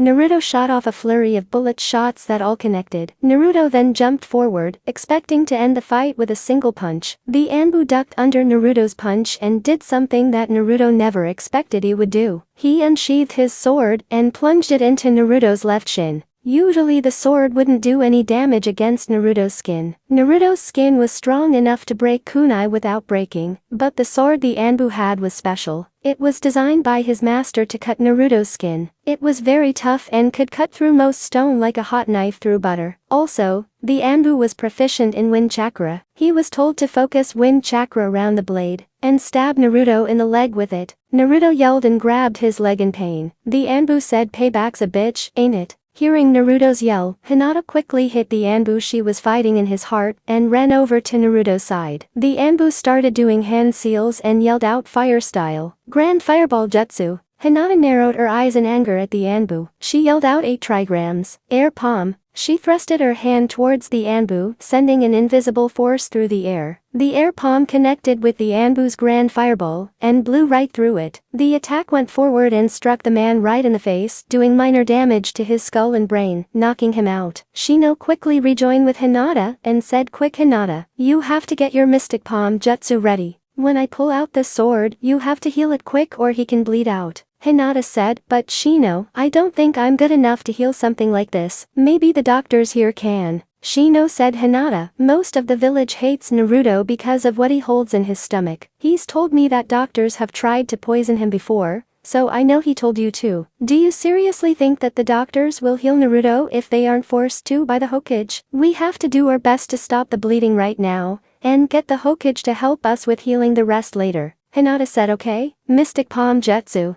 Hinata's hands were surrounded in a green aura. She started moving her hand towards Naruto's wound. Shino quickly grabbed a sword from one of the fallen Anbu and put the hilt in Naruto's mouth. He said bite down on it. When Naruto did, Shino turned to Hinata and said on 3 you heal, okay? 1, 2, 3. Shino quickly grasped the sword and pulled it out. Naruto's screams were muffled by the sword hilt as Hinata started healing it. Hinata did all that she possibly could, which wasn't much, but luckily she stopped the bleeding. Hinata said I'm done. Naruto-kun, you have to stay off that foot. Naruto said, but how will I fight? Hinata said I think their plan was for you to not be able to. Naruto said what? Shino said Hinata is right. You're faster than Sasuke, so if they take out your leg, you're gonna be practically immobile, which makes Sasuke's job of defeating you easier for him. Naruto angrily said so Sasuke's behind this? I'll kick his ass. Shino said no, you won't Naruto. Sasuke didn't sabotage you in person, so he can't be charged with it. If you go back there and start a fight with Sasuke now, we'll be disqualified for sabotaging a team. Naruto said so what can we do? Shino said, we'll just have to fight them and hope for the best. Naruto said fine then, let's get to the Hokage and tell him the news. 10 minutes later, they arrived at the Kage's booth. Sarutobi quickly cleared the room for their private conversation. Sarutobi said what happened to Naruto. Naruto said, we were attacked by 3 people claiming to be Anbu. Sarutobi said where? Shino said a hallway 3 flights down and on the side of the amphitheater where the waiting rooms are. Sarutobi quickly snapped his fingers, and 3 Anbu appeared. He told them to go check it out. The Anbu disappeared. Sarutobi said what happened during the attack. Shino said they went immediately for Naruto, giving me reason to believe he was their target. I believe that those people were working on the side of Sasuke. They knew that Naruto was faster than Sasuke, so they tried to injure one of his legs to make Sasuke's fight easier for him. Sarutobi said, that does make sense. Shino said there's something else, Hokage-sama. In the waiting rooms, Sasuke said something to Naruto that caused us to believe that he knows about the Kyuubi no Kitsune imprisoned in Naruto's stomach. Sarutobi said how did you learn of it? Shino said, it was easy to figure out with everyone calling Naruto a fox demon. Anyway, Sasuke said even a demon has to die sometime. Sarutobi said you're right. This is serious, but I can't have him killed for knowing it. If he tells anyone I can, but since was told, he can't be persecuted. I'll get few Anbu to watch over him. At that moment, Sarutobi's Anbu poofed back in. They said Hokage-sama, there's nothing there. All we found were a few traces of blood, but no bodies. Sarutobi said, that is all. The Anbu then departed. Sarutobi said, it seems that it was a Black Ops mission. They were extracted before they were found out. Shino said so we have no leads as to who they were hired by or working for. Sarutobi said, it seems we don't. I'll keep looking into it. I'll find who did this, I promise you. But for now, I think you all should get back to the waiting room. Your turn is coming up soon. Hinata said, but Naruto is injured. We could lose. Sarutobi said I'm sorry Hinata, but if you don't go out there, you will lose. Hinata narrowed her eyes in anger and punched the wall next to her. She said I understand, Hokage-sama. Shino, Hinata, and Naruto then left the Kage's booth to go to the waiting room. When they arrived, they went over to one of the seats and rested Naruto there. Hinata kept healing Naruto's leg, hoping that she could do more to ease the pain to get him into a fighting state. Shino said, this will cause a slight change in our plan. Naruto can't take on Sasuke alone. I shall take Sakura and Kiba. Hinata, you back up Naruto. Hinata said, "Are you sure you can do it, Shino?" Shino gravely said, "I'll have to." While they were doing all of this, Sasuke narrowed his eyes in anger. Damn it. Those rude agents were supposed to kill Bug Boy and Naruto's bitch. Now we have to fight them all. But the girl is trying to heal Naruto's wound, so she'll be weakened. And the dope looks like he's injured badly. Fuck. I wanted to fight him while he was at full power. That way there could be no distinction who was stronger. Sasuke turned back to watch the match between Team 3, consisting of Yusuke Urameshi, Kazuma Kuwabara, and Shizuru Kuwabara, fighting against Team 4, consisting of the brothers Edward and Alphonse Elric, and Riza Hawkeye.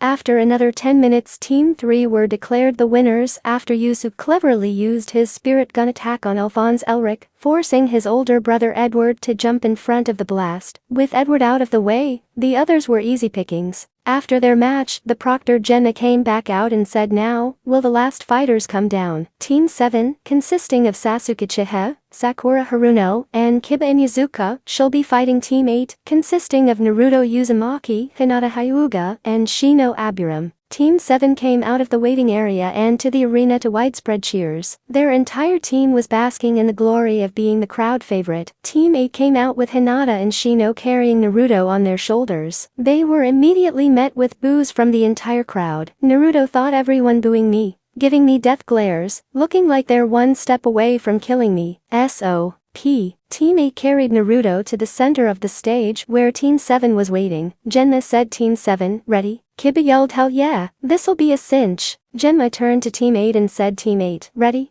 Hinata narrowed her eyes and said, "Does it matter?" Genma ignored her question and yelled, "Hajime." Genma jumped back, allowing the two teams to attack each other. Shino quickly created a bug clone. The bug clone ran toward Sakura and pulled its fist back to attack her. She stood there, saying, "I know that this is nothing but an illusion, Shino. You can't defeat me that easily." Sakura waited until the clone was in range, then punched it in the head. The bug clone burst into Shino's Kikai bugs. They got all over Sakura, causing her to let loose an ear-rattling scream about bugs being on her, then fall unconscious 10 seconds later from fear. Seeing this, Shino's sweat dropped. He thought if it was anyone but Sakura, I would say that it was too easy. But Sakura's unconscious state did provide Kiba cover. Kiba charged Shino and hit Shino across the face. Shino went flying, but was able to recover and land. Shino looked at Kiba to see him charging again. This time Shino waited until the last minute, analyzing everything about Kiba's attack, then dodged. Kiba, for his part, didn't notice the two female Kikai bugs that landed on him and Akamaru. Shino thought that'll get them eventually. The females on Kiba and Akamaru will attract the male Kikai bugs that are out after they suck Sakura dry. All I have to do is wait and draw Kiba over there. Shino then started dodging Kiba's attacks. Shino ducked under a claw by Kiba, then punched Kiba in the chest, then the head, knocking him back a little bit. Shino saw Kiba run at him, aiming an attack at Shino's chest. Shino quickly ducked and spun, sweeping Kiba's feet out from under him, and making him fall on his face. Shino stood back up, then said, "Is that the best you have, Kiba?" Kiba said, "This is just the tip of the iceberg." Kiba charged forward just like he did before, except this time he was aiming to take Shino's legs out from under him. Shino bent his knees a little, then waited until Kiba reached him. He jumped over Kiba's strike, then put his foot on Kiba's head and lightly pushed down, causing Kiba to hit the ground again. Kiba got up from the attack to more of Shino's taunting. The brilliant jutsu creator Albert Einstein was quoted saying, "Stupidity is defined as doing the same thing over and over again and expecting a different result. I guess by his definition, you are an idiot." Kiba said, "You think you're so smart? I'll clean your clock right here." Shino said, "If you think you can, I'd suggest you do it right now." Kiba rushed forward trying to hit Shino, but Shino was able to dodge every one of the attacks. Shino said, "Kiba, your moves are an open book to those who know how to look. You easily broadcast your moves to your opponent. You need to work on your taijutsu more." Kiba said, "I'm the best of our class at taijutsu. No one topped me." Shino said, "Now you're deluding yourself." Kiba said, "Say something about me again? I dare you." Shino said, "Your mother has a job and is a respected member of the community." Kiba narrowed his eyes at Shino and said, "No one talks about my mother that way." Kiba bent his knees, concentrated his chakra, and yelled all fours jutsu. Kiba then got a coating of chakra over his body, his canine teeth were lengthened, and he got a more feral look to his body. He took off towards Shino faster than before. Shino quickly jumped out of the way, causing Kiba to charge headfirst into a wall. Shino thought to himself, from what I saw of their battle before, Sasuke now has just about as much chakra as Naruto. My Kikai bugs could drain him for an hour and he'd still be fine. Taking care of his teammates would be better. Shino unleashed the rest of his swarm to drain Kiba and Akamaru, who was next to Kiba, trying to wake him up. Shino instructed the ones draining Sakura to start draining Kiba after they were done. Naruto said, "Hinata-chan, let me go." "But Naruto-kun, your leg isn't completely healed yet." Naruto said, "It'll have to do." Naruto rushed Sasuke, with Hinata right behind him. Sasuke saw Hinata charging with Naruto and thought, so he brings his little bitch along to help. He's starting to become more and more like Kiba every day. Sasuke activated his Sharingan and rushed Naruto. Seeing that Naruto's shin was injured, Sasuke decided to focus the majority of his attacks there. With Hinata at his side, Naruto didn't give Sasuke an inch. Every time Sasuke went for Naruto's leg, Hinata went for a gentle strike fist. Many of Hinata's attacks were seen by Sasuke and dodged. "With these eyes, you can't get one past me, bitch." Naruto said, "Hinata, back up and ready the feint and blast." Hinata jumped back and positioned her right arm parallel to the ground. She used her left hand to grab her right wrist and started focusing energy into her right hand. Her hand started giving off a white light that temporarily blinded those that looked directly into it. Naruto charged forward, trying to keep as much pressure off of his left leg as possible. But Naruto still had to absorb a lot of pain. "If I don't hold Sasuke during the blast, he could see it with his Sharingan and dodge. I have to keep him from moving." Naruto flipped over Sasuke and held his arms in a full Nelson. Naruto yelled out, "Hinata, now!" Hinata narrowed her eyes and fired off her attack, yelling out Heaven's Wrath.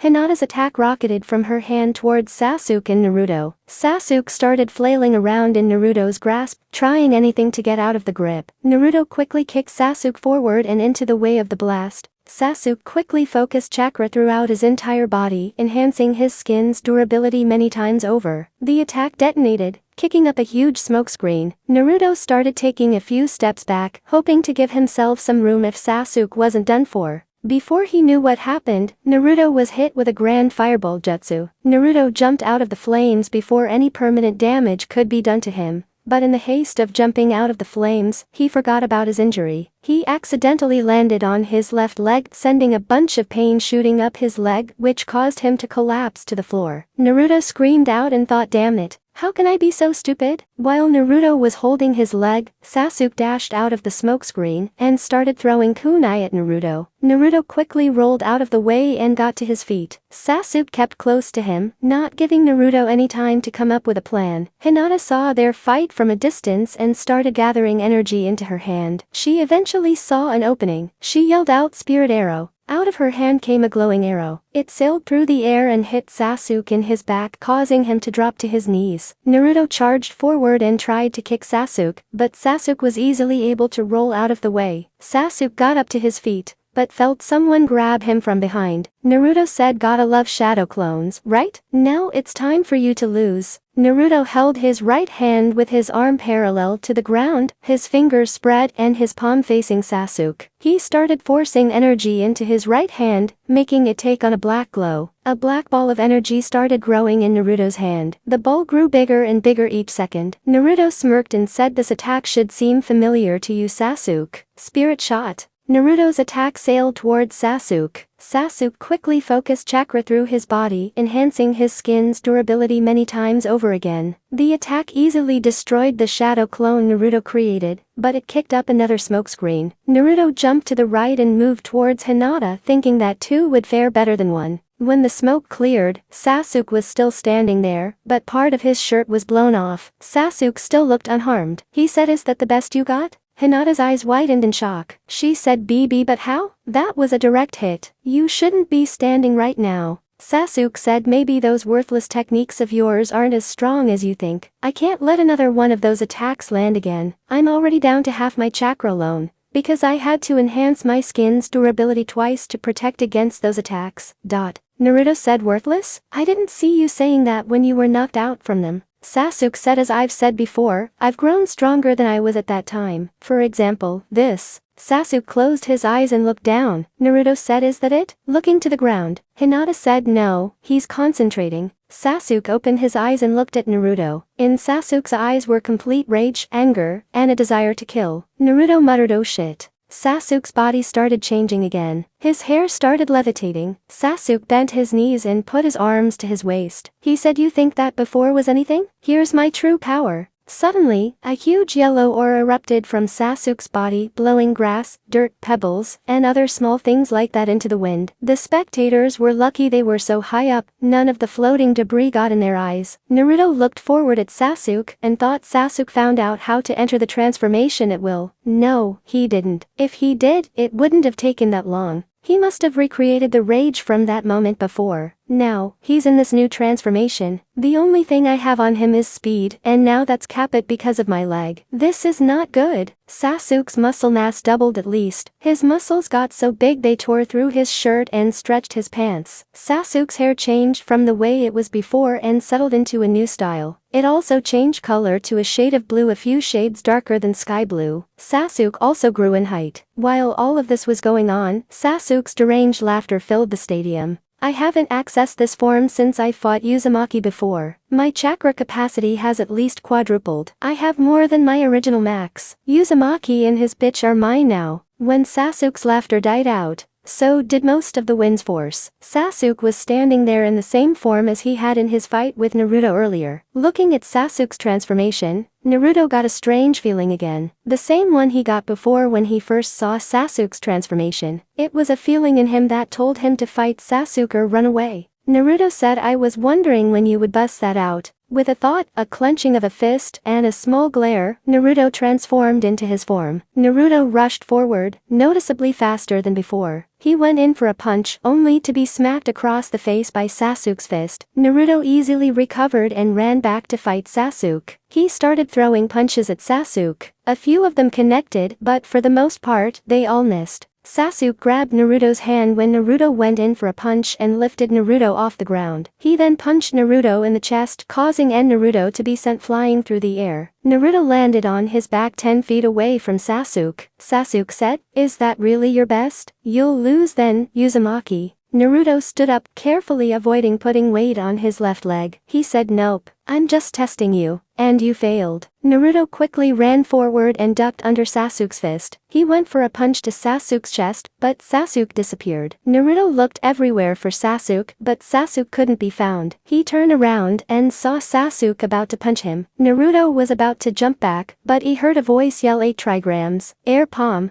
Sasuke was suddenly sent rocketing to his right and hit the wall of the stadium. Naruto saw Hinata come to his side. She said, "You didn't think I would let you fight Sasuke all alone, did you?" Naruto said, "I kinda hoped you would." Hinata said, "You won't get that lucky." Naruto was about to say something back, but they heard the rocks shifting. Looking back, Sasuke was getting up. He was brushing debris from the wall off of his body, not looking tired at all. Sasuke said, "So I get the pleasure of ending the dobe in his bitch, huh? I feel so honored." Sasuke disappeared again, putting Hinata and Naruto on high alert. Hinata muttered Byakugan and activated her Dijutsu. She stood there, then yelled, "Jump." Naruto and Hinata jumped in the air, just as Sasuke appeared behind them, and punched the ground they were standing on. His punch caused a huge crater to form, shocking everyone watching the match. Hinata said, "That is a lot of raw power, and he's fast." Naruto said, "But without discipline, raw power is harmless." Hinata said, "He put a beating on you the last time you two fought." Naruto heard everyone gasping at them. Looking to his left, he saw everyone pointing at him and Hinata. He said, "What? What the hell do you want?" He heard Sarutobi's voice behind him. Sarutobi said, "Naruto, I don't think they're used to seeing two genin hovering in midair." Huh? Naruto got a confused look on his face until he looked down and saw that he was flying. He said, "I forgot we figured out how to do this."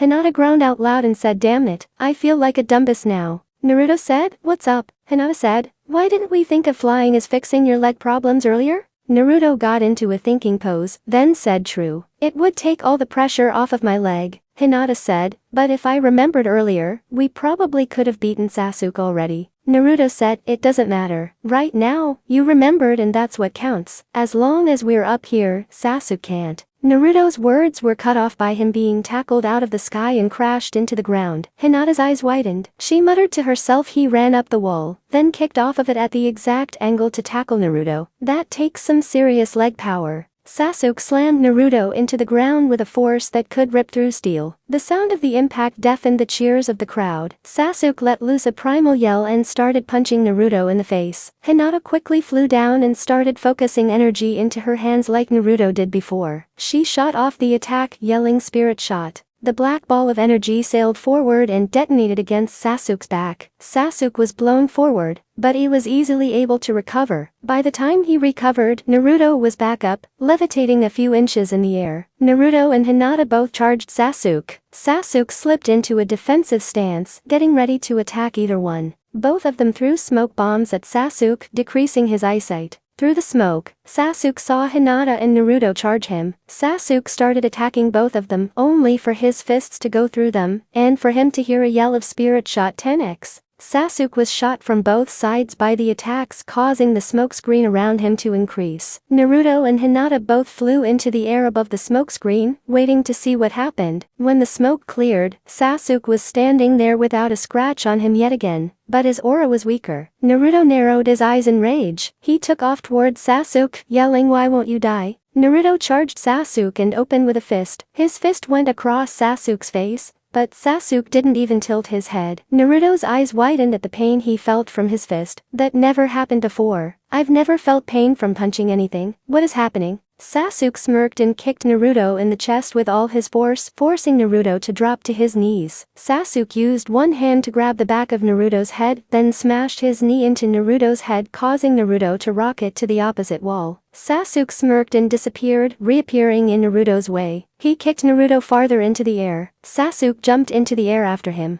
Hinata, seeing this, thought, "I have to help." Hinata started charging her energy, then shot off a spirit shot. Sasuke saw this, thought, "This bitch has interfered for the last time." Sasuke focused chakra through his arm, enhancing its strength. Sasuke swatted Hinata's spirit shot away, surprising her yet again. Sasuke brought his hands above his head, hoping to hit Naruto with a double-handed axe smash. Sasuke brought his hands down on Naruto's head, only for his attack to pass through air. Sasuke saw a shadow above his head and looked to see Naruto kick him in the face and down to the floor. Naruto placed his hands next to his right hip and focused energy through his hands. The energy bathed the entire amphitheater in green light. Naruto said once again, "Sasuke, welcome to Super Naruto's Konoha Cannon." Naruto turned, thrusting the attack forward with great force. The green beam sailed forward and hit Sasuke. When Naruto cut the attack, almost immediately, the dust and smoke kicked up by the attack was blown away by Sasuke. Sasuke yelled, "I have had enough of you. No more holding back." Sasuke's yelling caused his aura to shoot up into the sky. His pupil and iris started retracting in size until they were only half as white as they were before. Naruto felt the feeling grow in his body, causing him to have the urge to charge Sasuke in a mad primal fury. As that feeling grew, he felt his demonic energy start to rise. It had been rising since the start of their match, and now it was reaching its boiling point. Naruto quickly took a few deep breaths, trying to calm himself. "Calm down, Uzumaki. Losing your cool right now would do nothing but hurt you."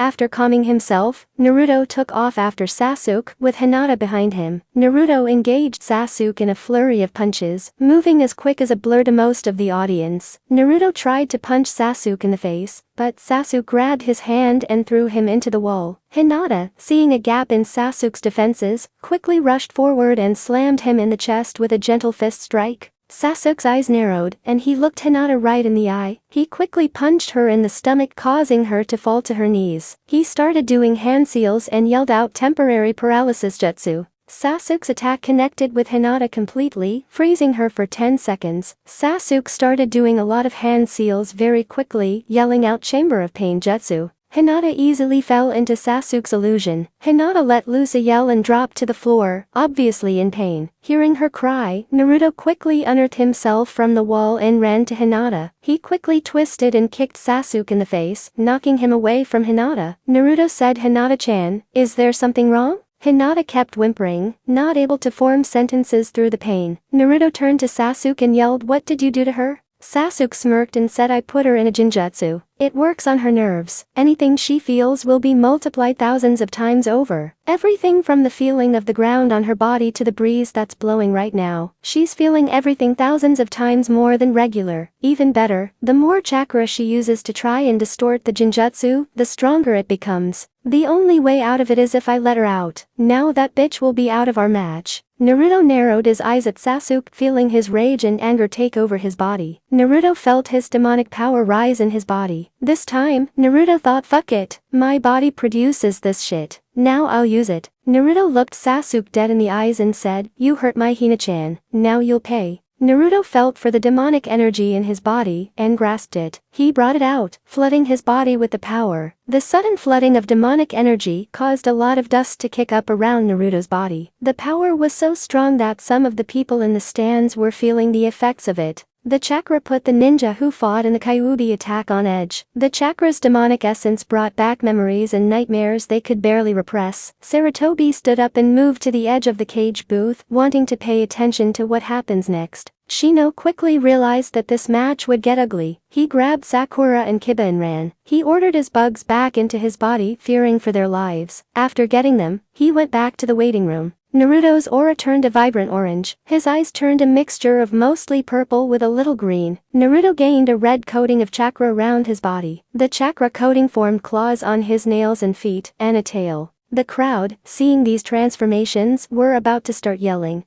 But at a snap of Sarutobi's fingers, the Anbu appeared in the front of all the spectators, with their swords pulled out, as if they were daring anyone to say anything. Luckily, the people got the hint. Naruto narrowed his now slitted eyes at Sasuke in pure anger. He said round 3 begins now. Naruto instantly disappeared. Sasuke looked around for Naruto, but couldn't find him. All of a sudden, he felt someone punch him. Sasuke got up from the punch to see Naruto standing there. Sasuke said, "How did you get that fast? You weren't anywhere near this fast before." Naruto smirked. He said simple, "Look at my left leg, where your friend stabbed me." Sasuke looked at Naruto's leg. At first, he didn't see anything, but Naruto said, "You don't see? How about I give you a close-up?" Naruto rushed forward on his feet, shocking the hell out of Sasuke. Naruto jumped up and kicked Sasuke right across the face, knocking him away. When Sasuke got up, he looked at Naruto's leg again to see some of the red aura going into his leg. Sasuke said, "It's healing." "But how?" Naruto said simple. "I usually have an accelerated healing factor, but this form enhances it farther than it's ever been. Even if putting weight on my leg is damaging it, this chakra is healing it faster than I can damage it. See, my leg is almost 100% right now." Sasuke said, "It doesn't matter, Dobe. I can still beat you." Naruto smirked and said, "Oh really?" Naruto disappeared again. Naruto reappeared in front of Sasuke, giving him an uppercut. While Sasuke was flying through the air, Naruto stretched out his hand, causing the red aura on his hands to reach forward and grab Sasuke. Naruto then pulled him down and slammed him into the ground. Naruto dashed towards Sasuke and jumped high into the air. Naruto then stretched out his leg and flew down in a direct course for Sasuke. Seeing the attack, Sasuke rolled out of the way, making Naruto hit the ground, creating a crater almost as big as Sasuke's. Sasuke got on his feet and charged Naruto. Naruto waited there until Sasuke tried to punch him. Naruto blocked the attack with one arm. Naruto said, "You've left yourself open, Uchiha scum." Naruto focused some of his demonic chakra through Sasuke's body, causing Sasuke to become immobilized. Sasuke tried to move but couldn't. He yelled, "What did you do to me?" Naruto smirked and said, "As long as my energy is in your body, you can't move. You can try as much as you like to move, but you will fail, until I want you out of it."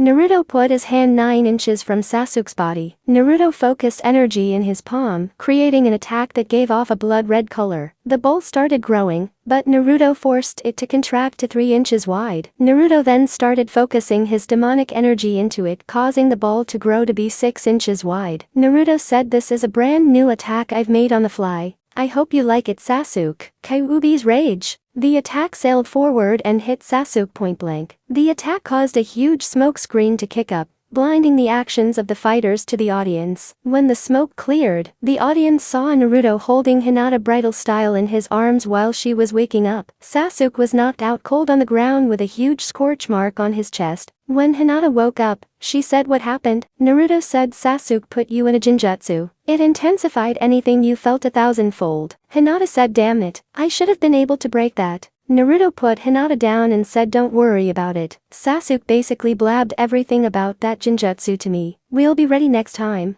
Hinata said oh well. Anyway, thanks for saving my ass again, Naruto-kun. I guess I owe you some ramen. Naruto smirked and said no you don't. I was so worried about you when I heard you scream. Just please, stay safe for me Hinata-can. If something happened to you, I don't know what I'd do. Hinata said worrisome idiot. Hinata leaned up and kissed Naruto on the lips. Naruto was surprised by the kiss but returned it. They were in pure bliss. They didn't even hear the proctor announce their team's win. After they kissed, they both left the arena, not paying attention to anyone. Saratobi laughed at their antics. Kikis lovebirds. I never thought I'd see the day a 12-year-old could be both a lover and fighter. Oh well, time to get paid. Saratobi quickly left the cage booth to collect his money for the bet. A couple hours later, Sasuke woke up in the hospital. Danzo was sitting by his side. Sasuke said, "What happened? Your team was supposed to kill the bitch and bug boy, not hurt the dope. He was mine." Danzo said, "And despite my assassin stabbing the boy in the leg, you couldn't defeat him." Sasuke said because that bitch was helping him. "If your damn assassin did his job, I'd be a genin and the dobe would be dirt." Danzo said calm yourself Sasuke. You will get your revenge on the Uzumaki boy. Today was just a minor setback. You will become a genin. One way or another you will. Thanks for watching.